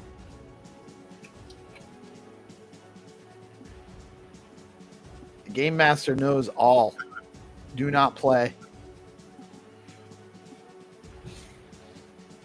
The thing with Ghibli is I don't know if there really is a tractor there or not. There will be the tractor. There will be this angle with wood. All right, so it'll be a tractor and it'll have the planks on it. Yeah, just think outside the box. Think outside the box. I wonder how far in the Amazon they've gotten with Google Maps. things that make you go, It's well, they can see it from the satellites. They don't Can you need. imagine like the super duper hard game of Skullcoin where you have to find like a tree in the Amazon? Right. We've had one of those games, not in Amazon, but in a forest. Mm. Let me give you the clue. Yeah, give us a clue. So you have to think outside the box. You have to think outside the town because the tractor's not in the town. Gotta go at the farm. Oh, I've already been looking in the farmland.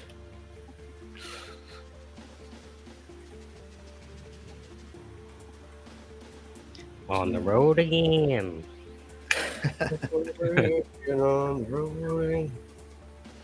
That's all I know of that song. I have no idea. Okay, see how is it simple? Like I gave you the clue and the orange has won it. Because that's Nice. how they plays. The game. So follow the stream, listen what I say like as game master and you can just win. Orange is the winner. Congratulations, Orange. Well done, sir. That was definitely not an easy one. Orange is Yeah, so They just unlock. keep outside the town. That is awesome, though. We really do. That is where? Yeah, zoom out. Where was that? Austria. I was a little. I was looking more towards the west. Agnov, you're the second. You're very close. That so thank you guys so much. That was another awesome episode of Find2Earn. Lots of engagement, lots of challenge. It was not easy, which we like because it shows proof that the game is legit and anyone can win. Sometimes there's a lot of luck factor involved, but we do love doing these. We are now going into ROO Friday. It is time for ROO Friday with Jack in the house. Root Coin, for those that don't know, is one of the best community token projects on Stacks. There's so many cool things that they've already iterated, including the DMT NFT innovation on Stacks with the Stacks Invader mints. They've got their own rune coins that were instrumental in bringing the runes trading to Stacks, which we do have in our ecosystem now, largely thanks to Jack and Ian and what they've produced here. And there's always doing like contests and stuff with the community. I think there's going to be a community Discord coming soon. Is that correct, Jack? Yeah, we were on console. We were the largest console community for crypto. That's right. And console shuts down in a few days, so we're going to have to migrate over to Discord. I'm going to try to work on that this weekend. Yeah, man, like it's really exciting to see Stacks come alive again, because all of these meme coins, and we've got some good ones in this community.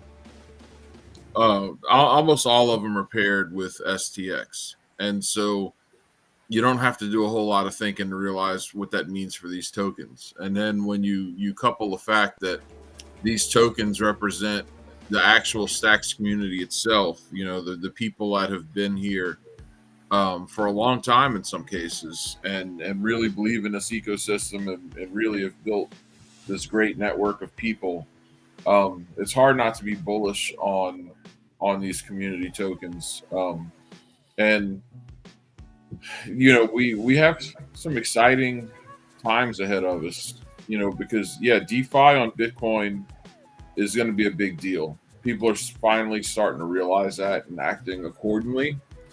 But the other aspects of crypto that people like are also going to be more fun on Bitcoin as well. And when you're talking about, community and things to do with meme coins and gaming, like we just got to finish playing the Find2Earn game. I think that we're going to find ourselves in a very interesting position here. And the cool thing about, if you take like Welsh or ROO, you know, you have the opportunity with these tokens to do so much with them, and we've only really started to scratch the surface. You know, the Zero Authority DAO V2 is going hot any day now, and you know, you can have gigs and bounties and so forth completed and pay in these different tokens. There's several in the community that you can use in this way.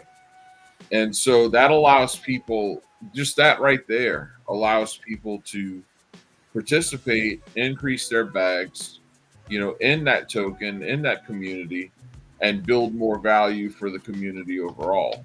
And so like there's a couple things that I've been thinking about is when Zero Authority DAO goes live with the V2, I think I want to have a maybe something like an NFT collection made or something along those lines where we could actually mint it through BoostX and use that to burn some ROO. So like a participating artist would get like maybe 50% of, you know, the ROO used to mint these NFTs, and then the other 50% that was raised gets burned. I think that'd be kind of fun.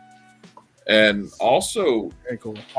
Also contemplating looking at we might put ROO on a perp dex, man. You know, do it.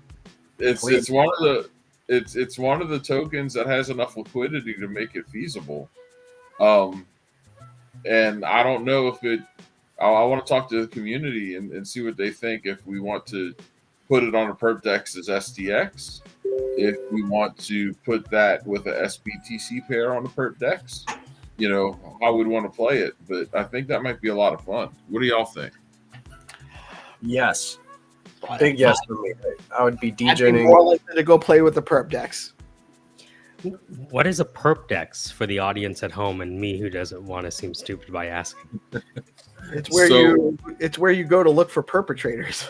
That's what I thought. That was more like Binance. And then you text them. No. It's so like, okay, so you know, speaking of Binance, you can go to Binance and trade futures on various tokens, right? But what is Binance? Binance is a centralized exchange. What does a centralized exchange mean? Well, if you're American or I even think Canadian now, you can't use it. You know, otherwise it means KYC, which is one of those things that for some reason people think is a good thing, but it's really, KYC kind of sucks. Like these different institutions that have all your name and data and the address and all your ID information, more like they get hacked all the damn time. It's more like KY jelly, am I right? Or lack thereof. Ah, right. And so, you know, we're on Bitcoin, so we believe in this idea of decentralization. I mean, you should if you're here. That should be one of the reasons why you're here. And you know, decentralized trading is done on chain, and you don't have to KYC. There is no geo blocking people from being able to participate, you know, and exercise their right to transact as they see fit. So Velar has a decentralized perp dex on Bitcoin, the first of its kind, and one of the places that's available is on the Stacks ecosystem. Now Velar is multi-chain, so they'll have versions of the perp dex throughout, you know, different L2s, but really, like, it's the first, you know, perp dex on Bitcoin. And right now you can trade SBTC with USDH, and I think they still have it set at up to 5x leverage. So people use perps for various reasons. People like me use them to degen a little bit harder, but you know, using futures, like in a traditional sense, people just tend to use them to hedge positions, right? So I mean, there's more than just degening reasons to have that. You know, if you're if you're long Bitcoin, but you want to take a hedge, you might short it a little bit in a perpetual future market and hold your Bitcoin in spot, and that protects you from a little bit of, it hedges your risk a bit. And then it even gets as complicated as how Hermetica, the whole way that Hermetica works and allows people to earn yield is by holding a spot position in Bitcoin and then holding a exact dollar amount short of Bitcoin, which means that this is delta neutral. And in these perpetual markets, when somebody is longing, sometimes you have to pay to long. There's fees involved, and when you're doing that, the people who are shorting gets paid those fees, and vice versa. So when you think like in Hermetica's instance, when the shorts get paid by the longs, that's where the yield for USDH comes from. So perp dexes are huge, like, because the whole idea of being able to do this in a decentralized manner is big in and of itself. They have massive utility from retail traders all the way up to institutions. And I'm thinking about putting ROO on it. So this would be like the pure financialization, because without options, you don't have the full suite of Web2 strategies. But if you had this, you could actually have options on ROO. That's incredible. Yeah, you should do that yesterday. Yeah, I think this would be fun. That'd be incredible. So just to reiterate, the DEX part of this is that it's decentralized and it's permissionless and it doesn't require KYC. And exchange or transacting is a form of speech, by the way. It's a communication event when you transact and exchange. So these should be protected. You shouldn't actually, like KYC, and I understand, I'm not, I understand why it's been imposed. I'm totally for KYC. Politicians. You know what I mean? Like, I'm in Canada. Thank you for joining us, Orange, and thank you for joining us, Xenitron. We appreciate you guys. You guys, when you need to, feel free. We're always a pleasure. But yes, it's important that we imposing KYC upon businesses was a workaround to infringe on the rights of free speech, and we need more mechanisms to counterbalance that, because it's really not, it puts the government in a position above the people when it's supposed to be of, by, and for the people. It's not a good balance right now based on that kind of stuff. Yeah, no, 100%. I mean, even in America, when a stock, when a company goes public, regular investors cannot participate in that IPO. Right. Have to be accredited. Right. Which is just so wrong on so many different levels. And they, like everything else the government does, they do it under the veneer of keeping people safe. Yeah. Or keeping people poor. Right. And so that means that people who are already, financially well off have the opportunity to buy stocks at the very best prices at launch, potentially. Right. And then as you got guys like Kramer and all these talking heads FOMOing, getting people a FOMO about this stock when it opens, typically you got a big giant green candle, and then it's time to short. It sounds a lot like crypto, doesn't it? They like to paint crypto like this, like it's some anomaly where it's just this, but it's the exact same market dynamics. Right. It's just democratized. Well, the frauds in crypto aren't necessarily as well established and connected, so they can't get away with this the same. Although they really are starting to become that same crowd anyway.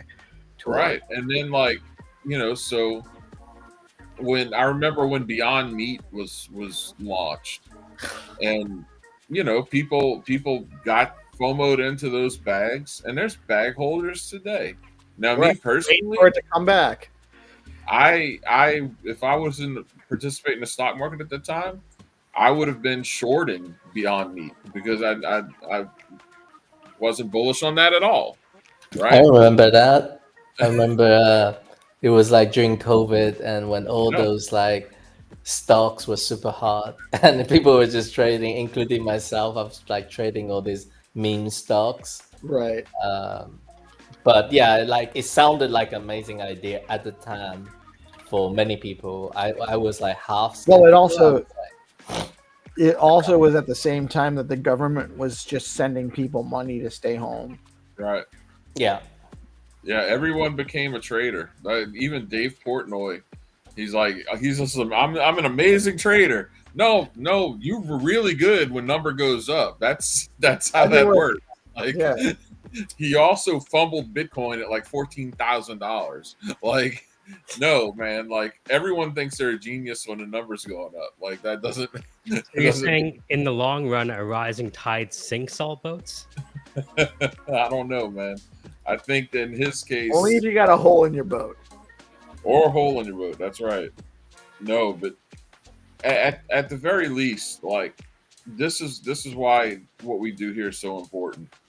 Because, you know, the entire financial system should be democratized. It should be decentralized. It should be available for anyone to participate in, anyone across the world. And that's why I just really dislike Bitcoin maximalism to the degree that I do, because, you know, now we're sitting at a place where, you know, these alleged purists, these Bitcoin Amish that you know have turned this into a religion, are super giddy about paper trading Bitcoin essentially through the traditional financial system, just like Satoshi wanted. It's so stupid. And like, the reality is TradFi has not done a good job of decentralizing finance or maximizing opportunity or any of these things. So why would we want to see Bitcoin on TradFi rails, aside from number go up? Number is going to go up, and, you know, if we don't act right, then, you know, the same assholes who run this financial system are also going to run Bitcoin. Now I know it's like, yeah, but no one's really can run Bitcoin. Yeah, but who's gonna run the miners? Who's gonna own all the miners when as the block reward continues to go down? What happens in that situation? Do you know what? Like, recently, there's been more and more chats from more like influential figures talking about this subsidy issues, because after two halvings, in about just 7.5 years. The subsidy will go down super low, and I think now people are like getting a little bit like wary, you know. And it's no different to when we just, you know, we in Stacks we also adjusted emission schedule, right, through a SIP, which a lot of people voted on and a lot of people were in favor, knowing how early we are versus the emission schedule that's about to get cut a lot. And I think like it's the same is happening in Bitcoin. People realizing the fee rate aren't going up, and this is a direct threat to the security model. Right.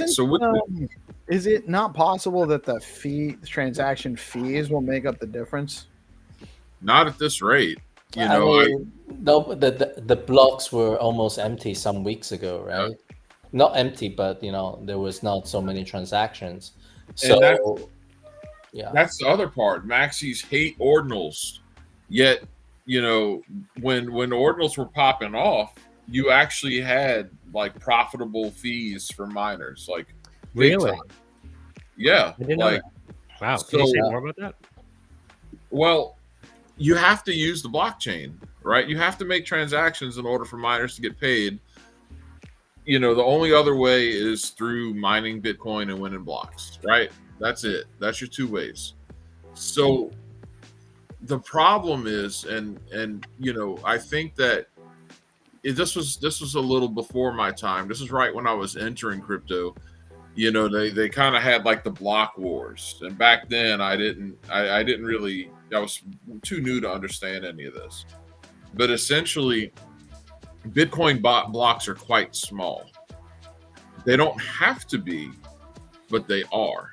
And so it's just been kind of, you know, it's just been kind of accepted that because these blocks are small, and if we want to scale Bitcoin, well, that's why things like stacks exist, you know, because regardless of how big the blocks are, we can take and make all of these transactions happen on this other layer that still will have the benefits of Bitcoin without, you know, being constrained by the block size and the time it takes, you know, for a block to get, you know, minted, right? So all of these things just basically means if nobody's actually transacting on Bitcoin and we just have it as a store of value, which is like the popular narrative these days. It's a store of value. You just buy it and accumulate it, and the number goes up. Well, for one, what actually gives value to Bitcoin beyond like the perceived value? The actual value proposition of Bitcoin is being able to send money anywhere across the globe without a third party, right? At the very base, even if you use your Apple Pay or your credit card or your debit card, you're talking days before those payments settle. That's like an actual real value of the Bitcoin network. And then, you know, the decentralization and all of these things. So it has value in its use case. And speaking on that point, you know, like we also have like borrowing and lending, right? Like where are you going to get with perfect credit a loan for 4%? You know, it's and that's the bull case for DeFi on Bitcoin. Yeah. But when you look at Bitcoin just fundamentally as someone who says, "Oh, Bitcoin's the only crypto that should exist. It's the only thing that matters. I love Bitcoin. You know, it is my God." Like that whole mindset that's in the space. A number go up. We're not going to use it. We're just going to look at it and watch the number go up. Yeah, that's so stupid. You can only do that for so long until no one can afford to mine. And you can be like, well, who's gonna pay the electricity costs of mining? So it's more like if we don't turn gold into Rolex, then the actual viability of the network long term gets threatened because of miner compensation. Am I saying that right? Well, where's the incentive? So the incentive will be when you have all of these giant entities like BlackRock and MicroStrategy and you know, even governments, right? And all these things. Correct. Well, they're not going to give up their Bitcoin. So what'll happen in the absence of regular people or regular businesses being able to make a profit mining Bitcoin, all of the mining will be done by giant institutions and governments and like the whole, you know, antithesis of and now you have the WEF doing double spending with the Nestle CEO. Gotcha. Right. Well, the problem is like if they get too big, and they will start having potential influences to the future direction of the network. And right. This is not what we want. Including not having a 21 million Bitcoin limit. Like you could up it to 21 billion if you get enough consensus. Who decides consensus? It's you know what I'm saying? Like that this is a real problem. So I think that and I know we got off on this weird tangent. No, I like it. We're going in a good place. So but this stems from the idea that P said that built on yours, which is that today to engage in options, you have to go through a centralized exchange. And if decentralization is about freedom of speech through the exchange of value, then having options in a decentralized manner through ROO coming soon is freedom. It's giving hedge fund capabilities to anyone listening to this conversation, which is typically locked out and kept for accredited investors and people who have enough money. I see the vision. Yeah, and so that's why anybody building on Bitcoin right now, if they're actually building, I'm all for it, because we have to make sure that this network actually gets used. We don't want to just sit on it and call it our pet rock. So without network effects, we have network defects long term. Huh? Potentially. Now, I mean, people more optimistic than I might say it's going to work itself out. You know, the Bitcoin is just so brilliant that it's going to be able to survive anything. But death, yeah.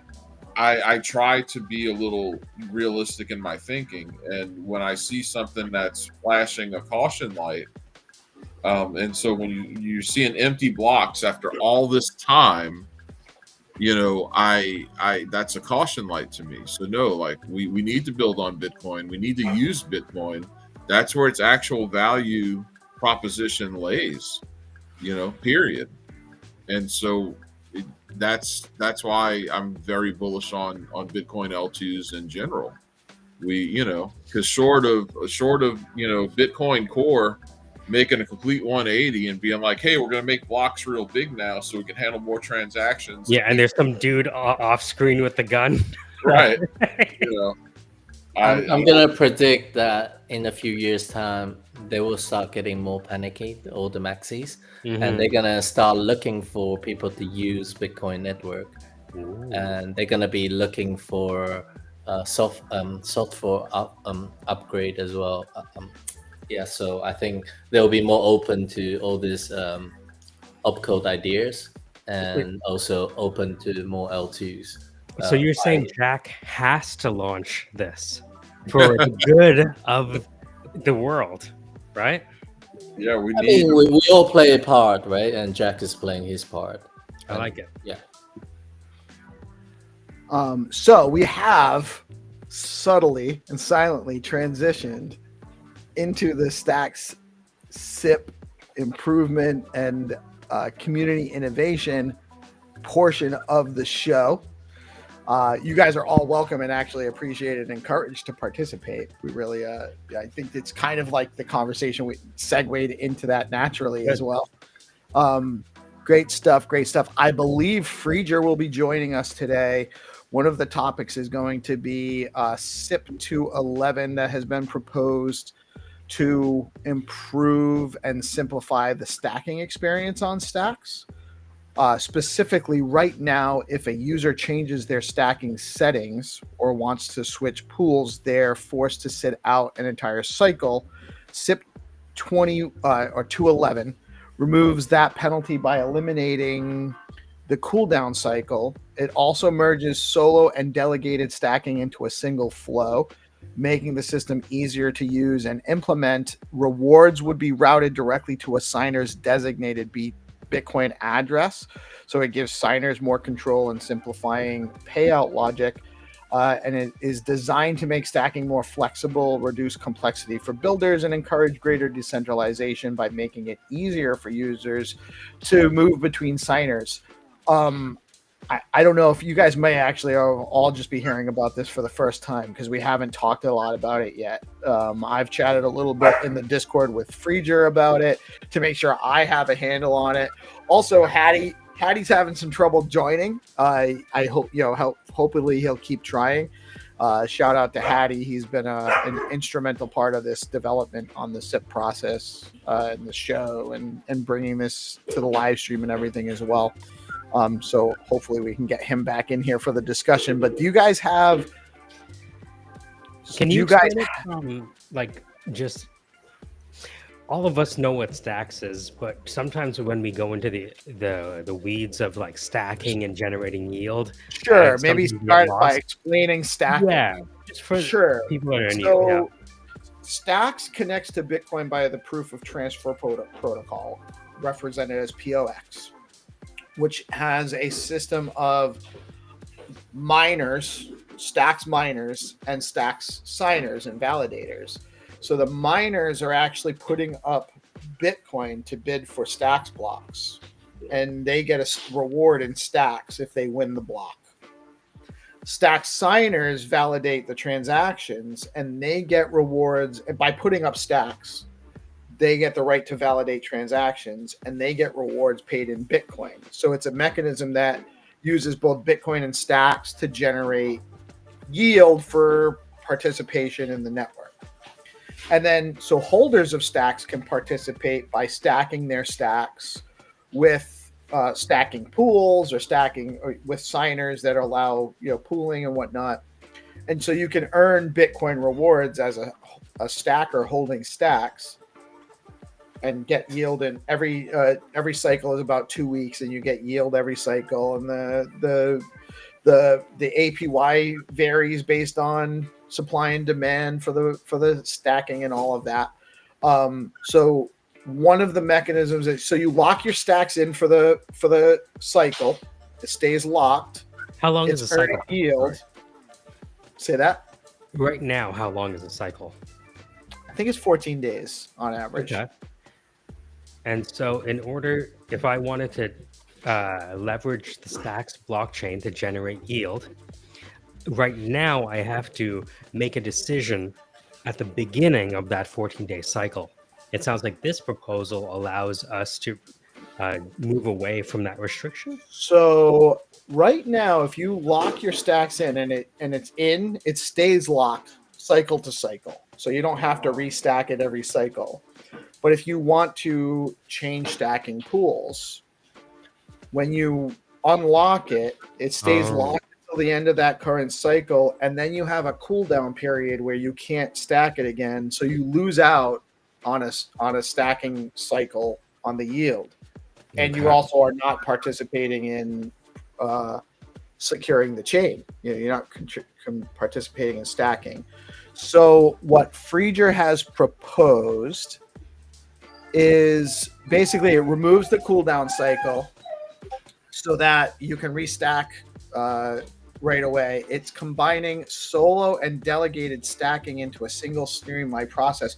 So if you have enough stacks to stack solo, that process actually is like stacking and unstacking is a little bit different than if you're stacking with a pool. You're delegating your stacking. So it streamlines those processes to make it more basically it makes them the same process. It combines delegated versus solo stacking, and it shortens the prepare phase and routes Bitcoin rewards directly to a signer designated address, which means like right now as a delegated stacker, the rewards get distributed to all of the people stacking that have delegated to your pool.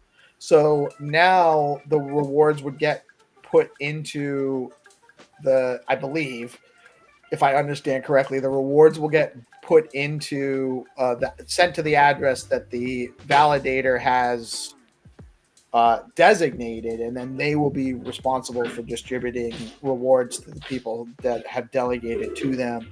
So key points: no penalty for switching pools or updating stacking settings because you don't have the same cooldown period. Simpler unified stacking experience and more control and flexibility without missing rewards for users.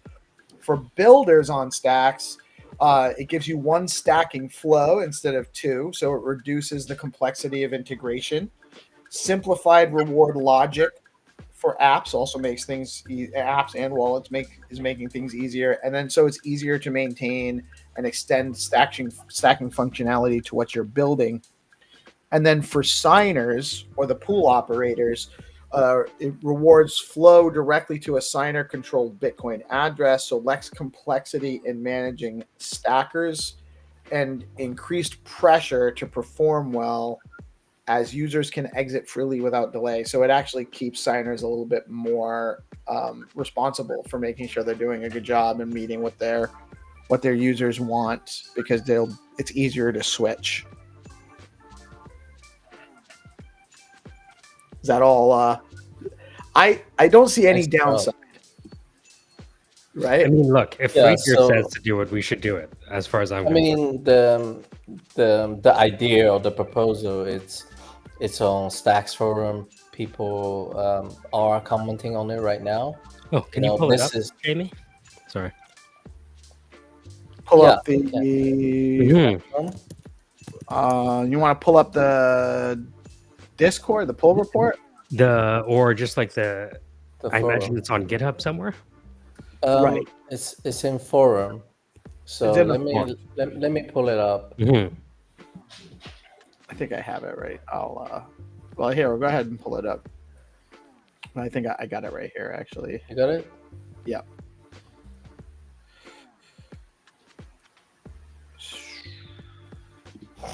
On the Stacks forum, and that's at stacks.co, by the way. So you guys can head right over to forum.stacks. I'm sorry, it's forum.stacks.org, but you can get there from stacks.co. And you guys can see this. So for those who've seen the Stacks forum first time, like this is a really good place for like making an idea more visible to the public rather than talking between a few people. Like this is a good way to say throw the idea out there into the world and see what other comments people have. And this is what Fridger has done. And I would say GitHub could be like a deeper conversation, but this one really helps to bring like the proposal visible. And I believe like a few DeFi guys have commented. I think Philip have commented and Tycho. So they all appear to in support of this idea. And I think the more people look at it, the more like refined it can be. Like some a new idea might come up through conversations, or maybe there's a loophole that we didn't know or we never thought of. So these are the reasons why the forum exists, so that the idea is really well vetted before it goes to that it gets incorporated into the chain. Okay, so I'm gonna go into Notebook LM and add this as a source. Let's see if we can get Google to explain it to us. There is a GitHub as well that nice. Right. I would drop both. I drop both of them into GPT to give me yeah. Give me the rundown on how to like the details. And honestly, like what we have here with Friedger really does break it down pretty simply too. You know what he had dropped about 2 weeks ago. I'm actually just going to read through these real quick, and Please do that. Yep. We have two groups of stackers. It's also kind of reiterating what we've gone through, but from what he had to say. So there's two groups of stackers: solo stackers and delegated stackers. When using a contract for stacking, we need to add the contract as an allowed proof of transfer contract. That I don't understand personally. I'm not sure exactly what it's on the pool side. Solo stackers do all transactions with their cold wallet holding the whole stack's balance. Ask a signer for a signature. Need to do this at least once every 12 cycles, 6 months. Delegated stackers fix the max amount that the pool operators can lock and need to do this only once. So there's different mechanisms for solo stackers versus delegated stackers. Pool operators lock stacks tokens of delegated stackers up to the max amount at least once every 12 cycles. Most pools do this every cycle. Ask signers for signature for delegating voting power of all pool members and call stacking aggregation commit. And need to do this once per cycle. Signers provide signatures, do signing work during the whole process. So the proposal to simplify, there's only one group of stackers. So change to 1, remove 3. Right? Change to number 1, remove number 3. Stacking period is 1 cycle but extends automatically, which makes a ton of sense. Stacking amount and delegatee signer can be changed for the next cycle. Amount can be increased or decreased. Pool can be changed. So that eliminates the cooldown period, allows much more flexibility for users who want to stack, and makes it just easier to transfer between stacking pools. Stackers delegate voting power to signers. So STX tokens are immediately locked during delegation. Stackers ask the signer for a signature. Stackers can change their stacking settings for the next cycle before the prepare phase. And then signers provide a signature to each pool member, which requires the public API for public pools. Aggregate the delegated voting power of the pool members, and then a new type of post condition for locking removes the need of allow contract caller for stacking with contracts. So there's a couple of considerations. Do we have any questions on what we've gone through over already? Is it true it requires a hard fork? I don't think it does require a hard fork. I think it does. Can you go Control F, because that's what Notebook LM said. I think this is it is a hard fork if I remember correctly. And so this mechanism, all of this stuff is actually built into the chain right now. It's built into the chain, and if you want to change it, then that's why it's a fork. I thought I could be thinking of something else. I thought I actually read something about a soft fork. So it says, well, who says that? Yeah, it says at the bottom there, this proposal requires a hard fork. Okay. Ta-da! But I mean, without Frieger, we don't have stacks, kind of, right? So, who better to suggest something of this magnitude than Frieger? Right. No, you're absolutely right. And I mean, it's and if you go to the other post about Stacks roadmap, yes, at the bottom there, it's actually not officially on the Stacks roadmap, if my understanding is correct, and that's why Frieger has sort of prompted people to say, "Hey, shouldn't these be on the Stacks roadmap?" Which makes sense, I think. Yeah, improved stacking on stacks should absolutely be part of the roadmap. I would agree with that for sure. I think this is one of those ones that more grassroots, but we've always had like grassroots, like non-consensus breaking, i.e., just like not hard fork ideas or proposals. But I would say this is probably one of the first more prominent hard fork ideas, more grassroots. So I think just if there's a demand for it, if people like the idea, it should get naturally pushed to be considered on the roadmap and see whether there would be any dev resources allocated against, because I guess what they might have to consider is they've got all this all really critical and beneficial hard fork going on at the same time along with this. So how do they allocate resources accordingly if everything have interests? And if this, I think this is pretty relatable to a lot of people, right? Everybody in stacks hopefully do some sort of stacking. So improving that experience, it's pretty logical to do. I mean, it just seems like there's generally everyone's in agreement on this. Everyone that's chimed in. I can't imagine a reason not to do this. I mean, especially like Tycho being behind StackingDAO. He seems to be completely on board with it too, and then it's one of the biggest stacking providers, along with Frieger's fast pool. So I mean, it seems like the players want this, and it seems like it would be better for the community. So it's just a matter of maybe getting a little bit more discussion, a little bit more people involved, just letting us know that they are interested, or if you have any concerns or you need any questions. Hattie had actually put up a question in the live chat, which I don't know if this is accurate or not, but he's suggesting or asking, would this open up the possibility to get paid in SBTC with your stacking rewards versus BTC? We do have that option on StackingDAO now, but it's a liquid staking option.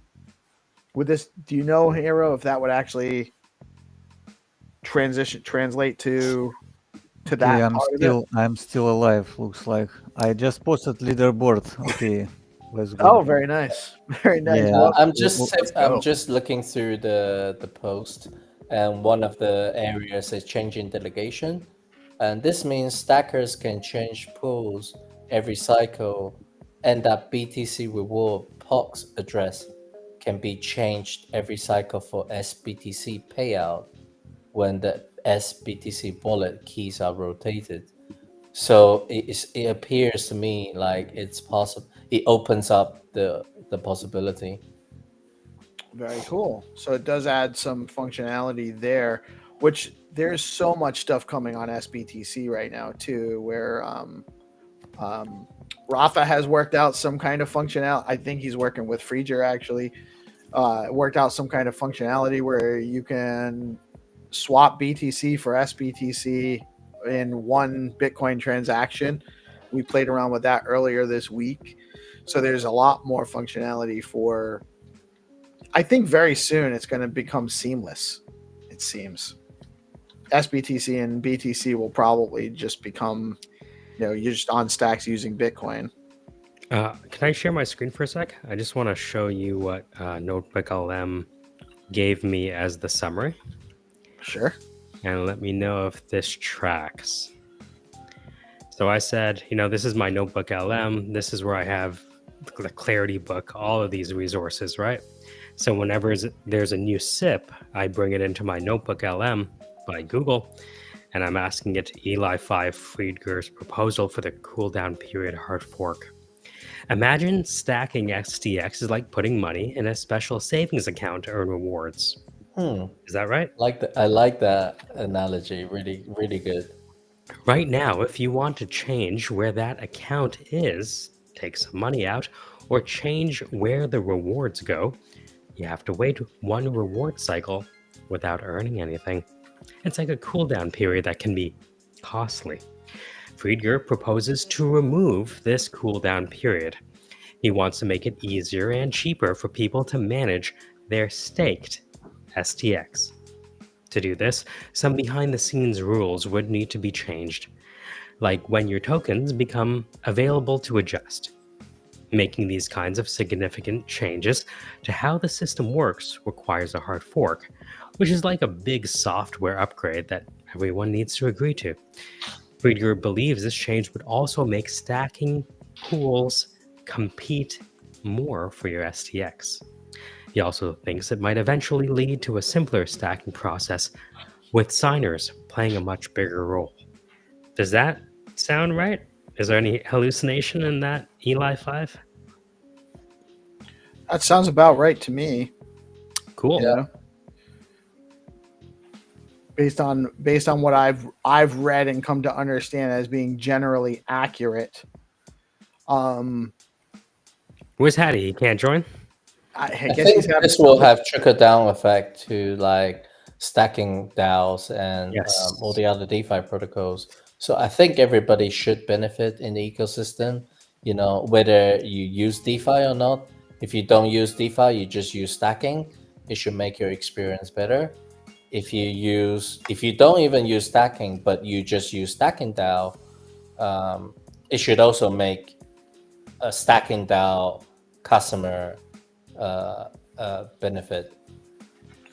Well, even if it just makes things more efficient for StackingDAO, the users will get some kind of benefit out of that, even if it's just higher yields because there's less cost. Davik told me that the far and away the number one feature, attribute, or benefit of stacks was the ability to earn yield on your Bitcoin, right? And so by providing superpowers to these stakers or stackers, that's like a core feature to this whole process. So it looks like they have the major people on board with it, namely because it just allows them to find new use cases and strategies for their yield operations. Yeah, I think I'm actually really, I think this is a very obvious and well planned out, just in time for Bitfinex, Well, you know what it is? It actually is, it's a, I wouldn't say it's just in time because we're just still talking about it. It hasn't been. And I don't know. So, Hero, I guess, what would the next step be in this? We just need to get more conversation, or it would actually have I to would get. say generally, yeah, I think more awareness and conversation. I think, we as like this the SIP champions or SIP deputies can help bring better awareness to it. Maybe more comments. Maybe there are some ideas that it's not in the list that could improve the experience. We can chime in and say, hey, this is, how about this, what about that? And then Frigger, the author, can take away people's like thoughts and process and see, okay, maybe I can add this improvement to the list safely or not. Is it possible for us to do, remember, was it last week or a couple weeks where we had the panel with the proposer? I would definitely love to see a panel with all the key stakers. Yeah. Frigger was willing to come on this morning, but I'm not sure if he got tied up in something. He's probably one of the busiest guys on the planet right now. Right. I was actually surprised he said, yeah. He gave me a let's do it. And I was like, oh, that's awesome. Great. We're going to have, that's okay. Probably. I mean, we can try it another week. It was also short notice. I didn't talk to him about it until Wednesday, partly because we weren't sure where Hero was going to be. Sorry.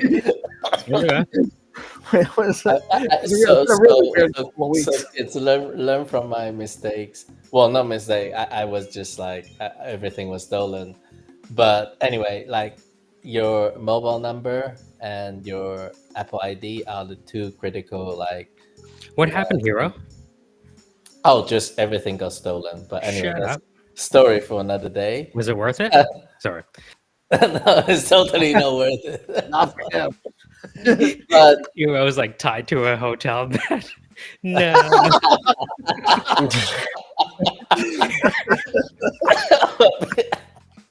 You mean like I had some foul play, like some kinky stuff? Misadventures in Prague. Yeah. Yeah. So yeah. No. Yeah. Sorry, Peace. I literally had no method. No, listen. It is Hero. I mean, honestly, we pulled off having the show.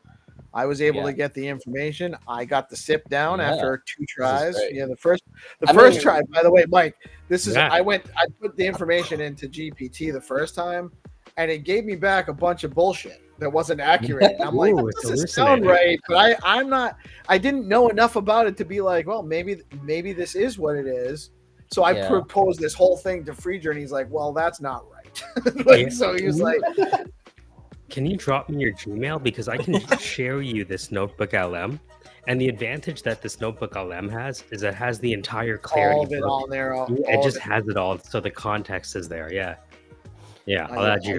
Yeah. I go to his GPT just because I think I'm a gluttony for punishment, actually. I can't tell you how many times I ask for the news stories in the morning. Sometimes it gives me exactly what I'm looking for. And then other times it just like, it'll give me like the same news article 4 times. Like, what are you doing to me? Oh, wow. I think GPT's deliberately designed to screw with me. I think it trolls me. But I'll make sure you have my email address. You should have So Peace, so in terms of like say next steps, I think this is like great. Like now it's almost our first public conversation like of this proposal idea, right? Otherwise, like most people just go to the forum. It's not out in the public. So maybe next time we could like find a time that's good for Frigger, and maybe we can see if we can bring maybe one of the DeFi guys on, maybe somebody like Philip. I think he's quite good in like Phillip, on the StackingDAO side, how it affects like DeFi guys. Even Alex, all of them. Like I think would be a good panel to have, and we can like make it like whenever Frigger is like good for, like whether Thursday or Friday or whatever time, and the panelists who are available. So I think that's what we could do next time. It doesn't have to be next week. If it takes a little bit longer to organize, I think it's all good. So, but yeah. Peace, do you want to see if that link works for you? It doesn't. It doesn't? But I think what we could do in the meantime is Or just I can like show you what it looks like. Yeah, show me what it looks like. Let me refresh. Hold on. Share shows you as editor. What happens on your side? So I have these, and then it says you do not have access to view this notebook. See at the bottom? You might not see that. Yeah, it's covering. you can share notebook. Yeah, you can share notebooks. Wow, nice. Yeah. See at the You do bottom? not have access to view the notebook. Oh, you're in the Are you in the DeOrganized Gmail? Oh, that's why I'm in the wrong. I'm not in the. There we go. Yeah, just paste it into that other browser. I just want to test the AI and see if it's working effectively. All right, there you go. So ask a question about Friedger's proposal. See what happens. Why? Am I actually on? Yeah. Specifically that. Why would we oppose? Blockface, can you add me to this? Yeah, drop your I'm sure I already have it, but if you can drop your Gmail in the chat there, I'll add you right now. Anyone, really. Whoa. I'm just asking why we shouldn't do this. That's a good question. That's a great question. And this is what we should like ask Via Negativa. the author sometimes as well. All right, you have access now. Then moment of truth. Requires a hard fork, which is always something you want to be wary of. It's complicated to do, so it'll be hard to do and do right. Which Friedger admitted. Significant changes to the mechanics, which would alter POX mechanism and require a new contract. So it needs a lot of careful consideration. It's not to be taken lightly, I guess, is the majority of this. Community consensus and feedback. We need a lot of that, which is what we're here for. Impact on existing infrastructure and users. Could impact existing applications, pools, and solo stackers. So we don't want to rock the boat necessarily, but so we need to get more awareness about this so that anyone that might actually have these concerns can propose them and address them. You know what's crazy? Yeah. Like if on the right-hand side, you could literally have generate a podcast just on the pros and cons and have them argue with these points back and forth. So do you want to show people how? Sure. Because you said pros and cons specifically. Because I'm only aware you can just generate a generic podcast, but how do you do a specific topic? Actually, if you did interactive mode, so you see on the right hand, for the listening audience at home, this is Notebook LM. Notebook LM is a AI product by Google. If you have a Gmail account, you have access to notebooklm.google.com. It was one of the top 100 products released last year. Very briefly, it allows you to have an AI-driven conversation with a specific body of knowledge, whether it be YouTube videos, documents in your Google Drive, or SIP proposals. On the left-hand side, you'll see the sources I've added. I've added everything from the D Grants Cohort 2 CSV to the entire Clarity code cookbook to all sources about stacks. And that's why this is so much more effective than a generic ChatGPT conversation, because it has all of the training data it needs to act as intelligent as we want it to. One of the runaway benefits of Notebook LM is the ability to generate audio conversations, but also have a conversation with an AI in real time, just like we're having it right now. And so on the right, in the middle, you'll see the chat where you can ask questions. On the right side, you'll see Studio. Steve, you see, sorry, Peace, you see what says load? Yep. Click to load the conversation. Just click on that. it's going to load the existing one I have there, and then I'm going to be able to answer Hero's question next, which is how might we create a podcast just about this? Pros and cons. Right. So you see those 3 dots on the right-hand side? Yeah, let's delete that. Bang, delete. And see where it says customize? Ooh. So do you have to do that process to get? Do you have to actually load the conversation before you? Interesting. Yes. All right. So AI host focus on. That's great. okay. So now tell it what to focus on.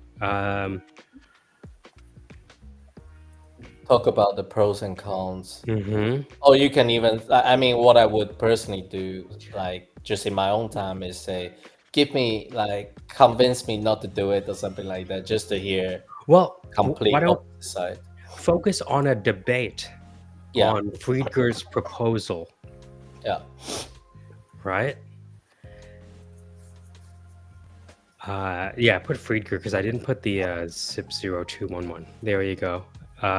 It's not, I'm not sure if it will be 211, but anyway. Yeah, take out the 2 just to make sure it gets it. And about the cooldown period and hard fork.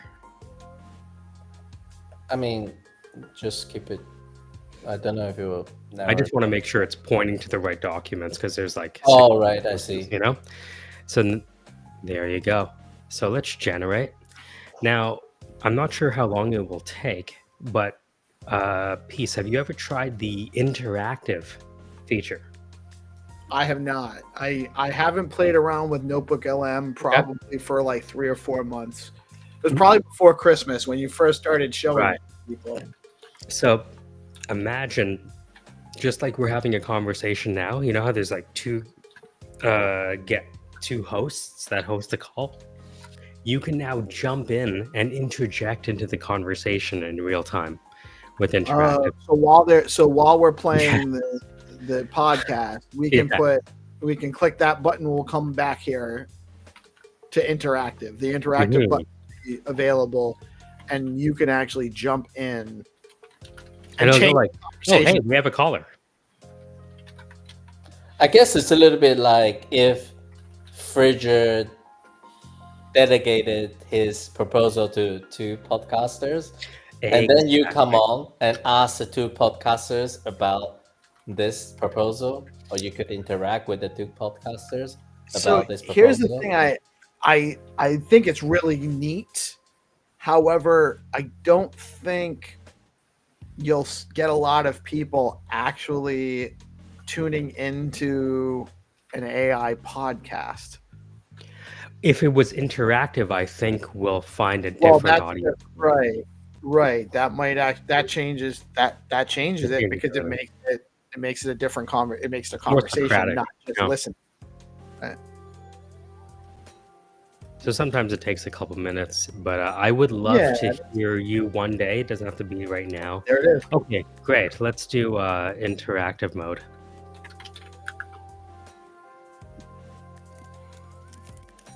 Do we want to start it? Yeah, press play. Welcome to the deep dive. Today we're jumping into a really significant discussion happening in the stacks world. That's right. It's all about stacking updates. Exactly. Stacking, as you know, it's absolutely central. It's how you earn Bitcoin rewards with. Hold on, because I will do that, but I just want to say the depth of this guy's voice makes me uncomfortable. He seems like he's going to steal my girl, and there's nothing I can do about it. Just want to say they might want to roll him back a little bit. Come on. Your STX, a huge part of the whole system. It really is the core economic engine, you could say. For sure. But the big question is, how should the rules governing stacking be updated? There's this proposal from Frigger, and, well, it involves things like cooldown periods and hard forks. And that's what we're here to unpack the debate around that approach, looking at the pros, the cons, what it all means. Right. So our goal today is really to get into the weeds of this. What are the arguments for having a cool? Oh, hey there. How can we help? Hey, I'm here to join the conversation. Oh, hold on. Hey, I'm here to join the conversation. How you doing? Can you guys hear me? I can hear you. I don't think Oh, hey there. Good to hear from you. Yeah, welcome to the deep dive. What's on your mind? Were you maybe surprised by the mention of hard forks? Or perhaps you've got some initial thoughts on the need for updates. Whatever it is, we're all ears. Jump right in. Okay, so Friedger's proposal involves things like cooldown period. Exactly. So with a cooldown, the old rules. Yeah. So what do you guys think are some negative aspects of the? It's not letting me. I don't think it's. Oh, hey. It's great to hear from you again so quickly. Yeah, what's on your mind? Did something we just said spark a thought? Maybe you have a Can you question hear me about now? why we're even talking about this now. Or perhaps you've got a general reaction to letting the me- idea of changing. Oh, probably because of the things in stacking. microphone conflict. Whatever it is, You get the please do idea. tell us. We're really Between, interested. because in I'm what you're using it. Okay, so as we were saying, a cooldown period for stacking updates. thinking. Exactly. It gives you a chance to see what's coming. Right, a little heads up before any changes actually go live. It lets you adjust your strategy, ask questions, get informed. That makes a lot of sense, right? What else is good about it? Well, there's also a technical side to consider. Oh yeah, tell us more. Think of it as an extra check, like another round of testing. How do you mean? A cooldown allows people to look closely at the proposed. Oh yeah, let's hear it. Yeah, just wondering what you guys think might be some negative connotations. Not. That's a great question. It's something we've been considering too. Yeah, it's at the heart of this whole debate, isn't it? Exactly. Keeps From dropping our out. perspective, it seems like both cooldowns and hard forks have their place. Like different tools for different jobs, maybe? Precisely. A cooldown, as we were saying, feels like it offers a safety net. That buffer period to prepare and discuss. Right. It could seriously reduce the risk of deploying something buggy. Okay, so we're looking at stability and giving users prep time. What else is on the plus side? It can also help with community agreement, which feels really important. How so? A cooldown opens up a space for more focused discussion, you see. Ah, got it. People can really dig into the pros and cons, maybe even suggest better ways forward. So it could make the whole process feel more inclusive, which is a big win. You could definitely see it that way. Okay, so there are some pretty strong reasons to have a cooldown, it seems. But of course, it's not all sunshine and rainbows, is it? What are the potential downsides? Exactly. There are definitely potential drawbacks we need to consider. The most obvious one that jumps out is speed, or the lack of it. It slows things down, doesn't it? Exactly. What happens if there's a really serious bug in the current system, for example? Oh, that's a good point. A mandatory cooldown could mean leaving the network vulnerable for longer than ideal. Yeah, you wouldn't want to wait weeks to fix something critical. At all. And then It's there's the hallucinating feeling of with the uncertainty yeah. during that waiting period. I think it's What do a you little mean by bit that of- I think specifically? it's Well, getting the cooldown- is now focusing too much on Yeah. the existing architecture rather Yeah, I think you have to than ask it a new- very specific question about the Friedger. But you know what would be cool? You could actually have Notebook LM generate 10 questions for you and then ask the questions. But you get the idea. Yeah. There are so many things you can do. Like my whole, I have a really strong handle on what this SIP is supposed to be for, and the who it affects and how, because of chatting around with it in the AI, and then going back to Friedger and being like, "Do I have this correct now?" And he was like, "Yeah, this is actually correct." Nice. So I mean, it was so. I've already kind of done a little bit of that legwork. I would love to have. We'll follow up with him to get him on another time and see when he's available, and we'll talk more about it. I do think that we have enough information on it to start doing a little bit more community awareness and outreach to make sure that people are aware of this and try to generate some participation in the forum discussion and or the GitHub. I mean, there is discussion on both, but really it would be very beneficial for everybody that's in stacks, especially people building on stacks, to start getting into the SIP GitHub, reading about what's being proposed, understand that process, and engage and ask questions based on what your experience is with building and what you're doing in stacks. That's the whole purpose of this show. Isn't to make more SIPs, it's to provide awareness about what's developing on stacks and get more people involved in that process so that we can make stacks better with more points of view, that it's better for everybody. The more people that provide input, the better overall product it'll be for the ecosystem, whatever is being improved on. So we're here today to drive more improvement and innovation conversation and participation. We want the ecosystem to keep going. We want you guys, but we need more people in the conversation. It can't just be the top level builders, and you do not have to be.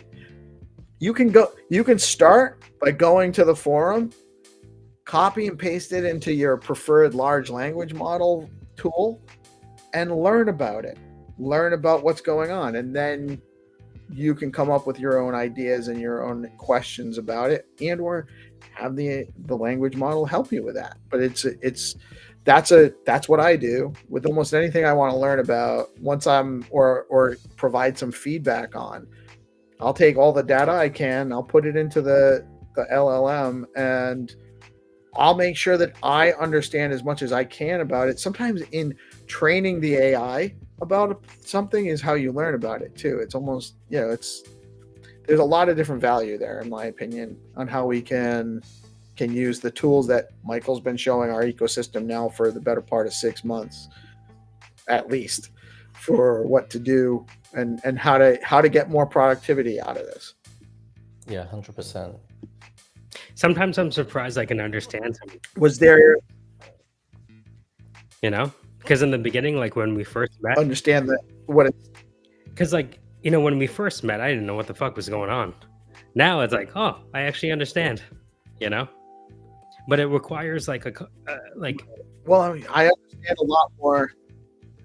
Yeah, the digital menage a trois. There's still plenty that we don't understand.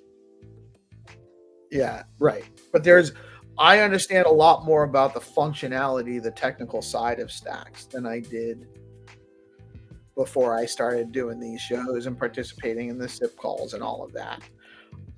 Part of it comes from working with the guys that are building new stuff and novel ideas, and just realizing some of the challenges they have integrating it into the current system. And that's another way to learn, and then providing feedback to them is another way to help with the improvement and innovation on the chain.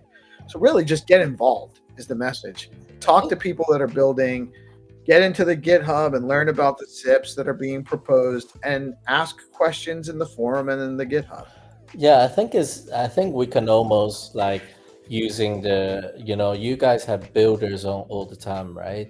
Building like actual apps to be used by people, and you have like we had Rosar on this morning. You have like real life feedback, and you can almost think of Friedger's proposal as that. He's building like kind of a product. Along the way, he needs lots of feedback in order to make his design like final and better.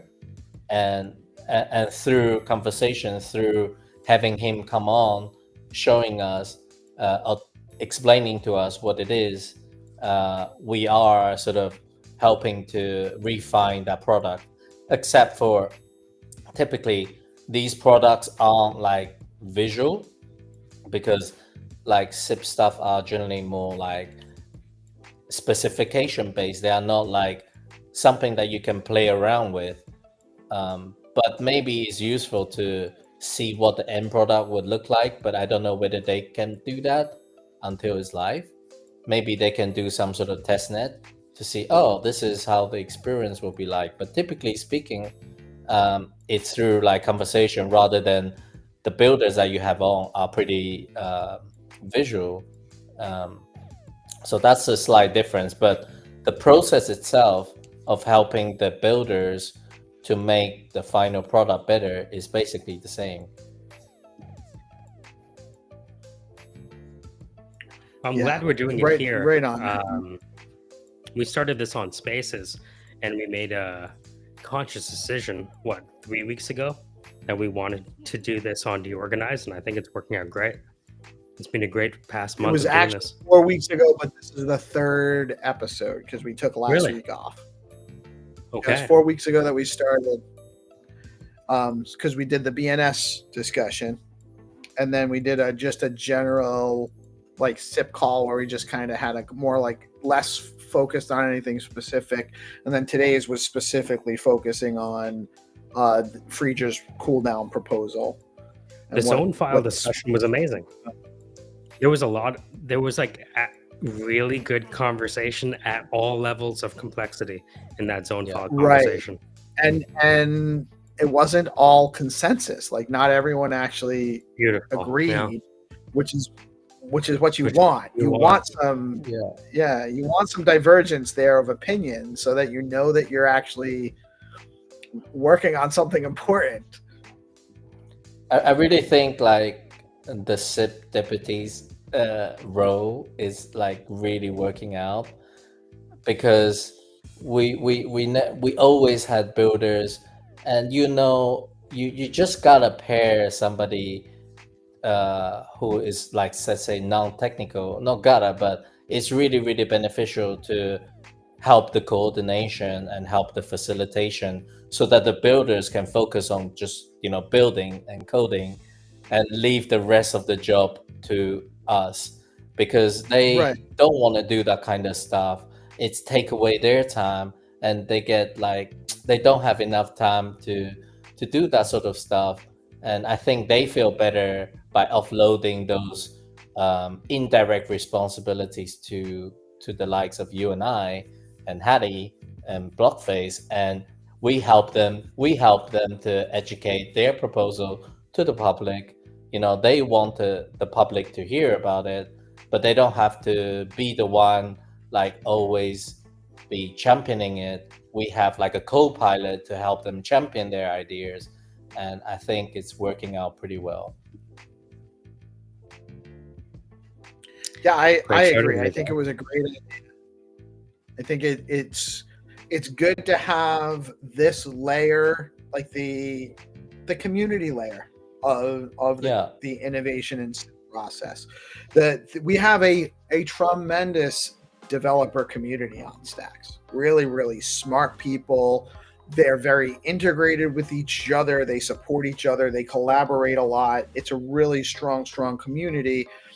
But there's obviously like the end user doesn't understand that side of things to the extent that they can have a fruitful conversation with the dev that's worth the dev's time, like that's worth their like that. No, I don't want to suggest that it's not worth their time, but they have a lot of other things they have to do, and so that's not you're wasting resources by having them engage their time in that kind of thing. That's why professors have TAs. Like us, And they speak very different language, right? I think you almost need like not the interpreter, but just like we just tweak the language. I really like what you did today for like, you have like 3 different persona for the builders, for the users, and you had one like for operators. And that's pretty true, because like what benefits the operator, right? If you try and like shove down the throat of the user, hey, this is really good for you. It's a generic thing for operator. The users might not get it. Why should I have to support this proposal? Because it makes like controlling and managing Stacker easier. How does that actually benefit on the other side? So I think it's really good to break it into different like personas. And we talked about this before, like a year ago. That actually came out of me trying to make sure that the LLM had the information correct, and then I had it correct. I was like, all right, so how does this? I was like, give me I literally asked for just a short summary of what it was after I kind of made sure that it had all the information a little bit more accurate. But then I asked for a summary of what it was, what the SIP was, the proposal, and then I asked, what does this mean for users, and what does this mean for builders? And then I was like, there's another party here who's invested, and it's the signers who is going to have the mechanism change. And so that's probably going to be the process going forward for any SIP, is what's the impact on the people that are going to be impacted. And it's going to be different for users than it will be for developers, than it will be for potentially another third or fourth party, depending on what the proposal actually is. But there's at least going to be 2 users and builders that are going to be affected differently on any proposal. So I do think that the format's working. We'll try to coordinate with Freeger. I don't know what we have on that document specifically for next week, Hero. I don't remember. But we'll have something for next week, one way or another. Oh, Hattie? This is... Oh, Freeger. No. Freeger? Freeger is in the house. Let me see if I can get my buttons to work. Good morning, sir. How are you today? Can you hear us?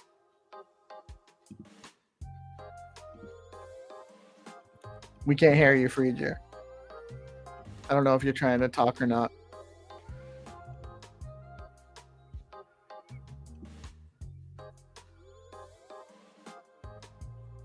Hello, hello.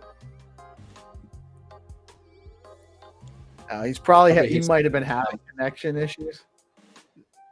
First time on So- restream, probably just gonna set some stuff up. Right. Oh, there he is. What's up, man? Oh, we can't hear you.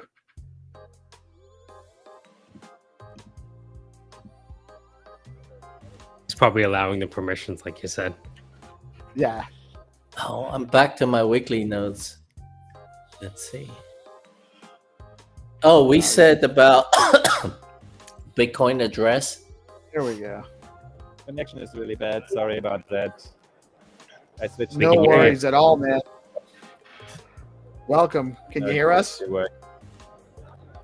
Yeah, I'm here at the I think I conference. can hear. Oh, which conference are you at? DC? In Malta, the EU Startup Summit. Very cool. Very cool. So I'm we late, actually, yeah, we were actually just wrapping up, but I'm happy to have a quick conversation with you while we got you. We talked a lot about your. We talked a lot about your proposal. I guess you know what, Michael? Do you have any specific questions for Freeger?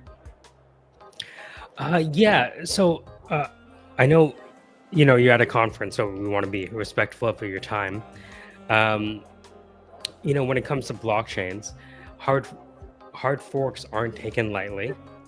But if one of the major features of stacks is to help generate yield, then allowing for a more powerful and feature-rich yield experience seems at the core of the unique value proposition, right? So am I correct in saying that this proposal allows the staking process to be that much more powerful for all involved?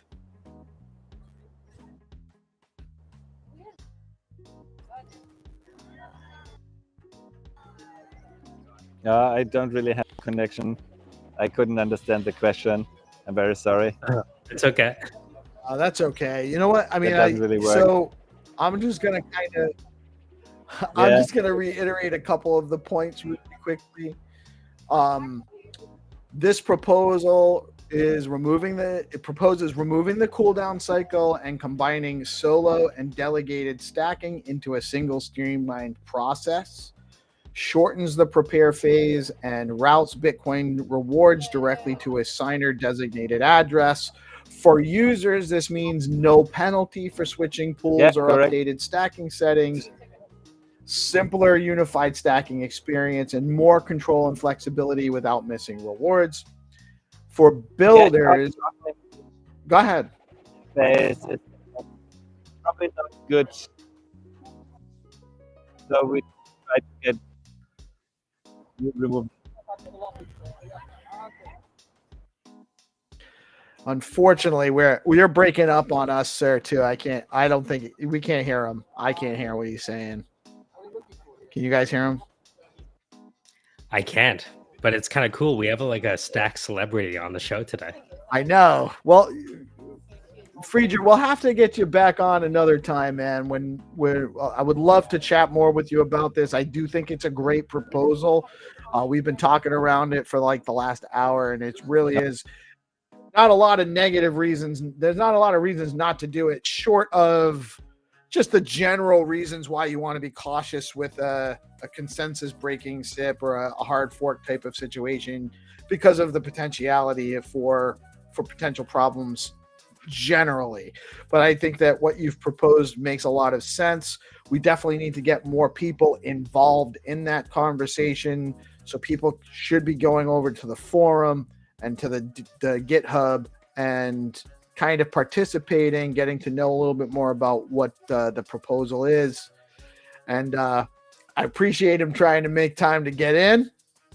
It's unfortunate he's just having a little bit of a connection stability issue on location where he's at, but we'll try to get him lined up to get in on a time. Really appreciate Friedger trying to make the time for us today. Was there anything else we needed to touch on here? We were thinking to have Larry for next week for the Bitcoin address. Oh yeah, we definitely want to.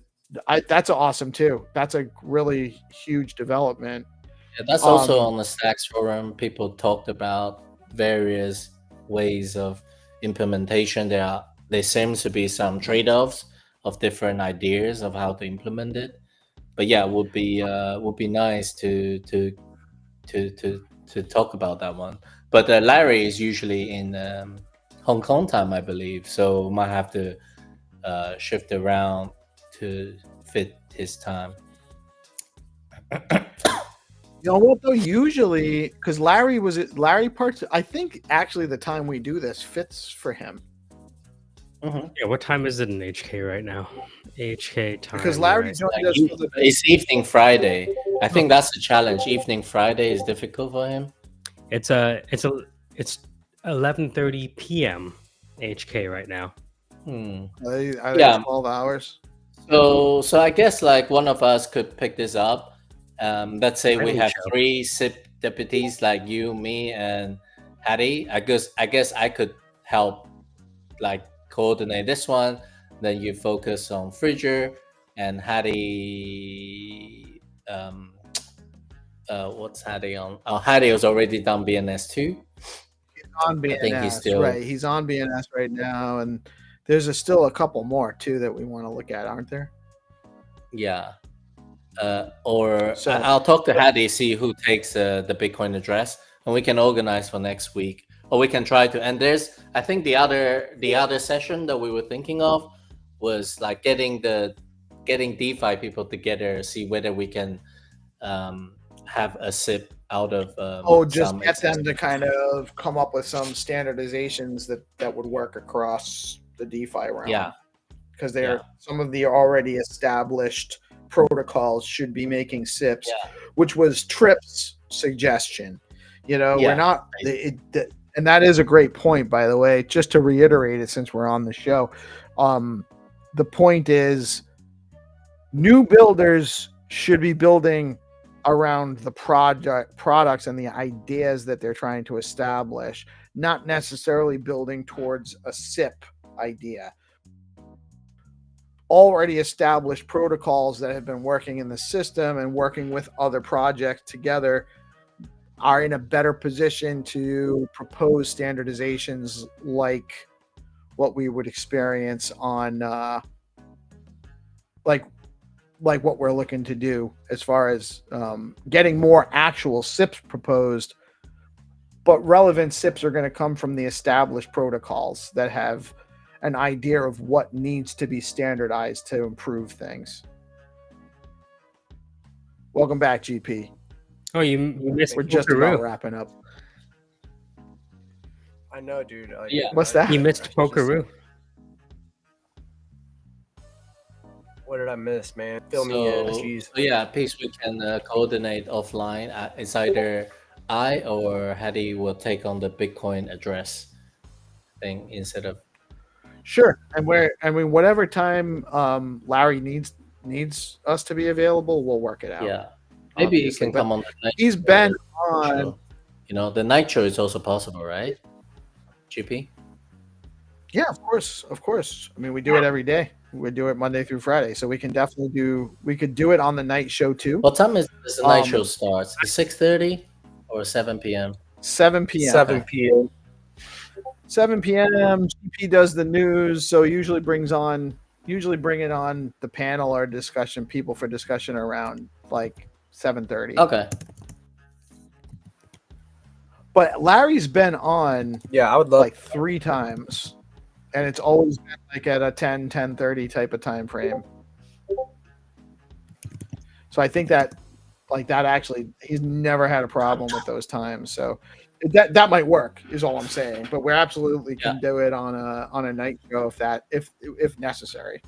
You know, if that works better for him, we can do it then too. Does Thursday have Or anybody. Does Thursday have like a session, have an episode, like at 10:30? Monday through Friday, unless something comes up and we just don't have a reason to do the show and everyone's just burnt out, we have shows Monday through Friday at 7. GP keeps it going no matter who makes it. He's going to keep going. So if you book a time, if you tell us in advance, this is what we're doing on that Thursday, we'll do it. Cool.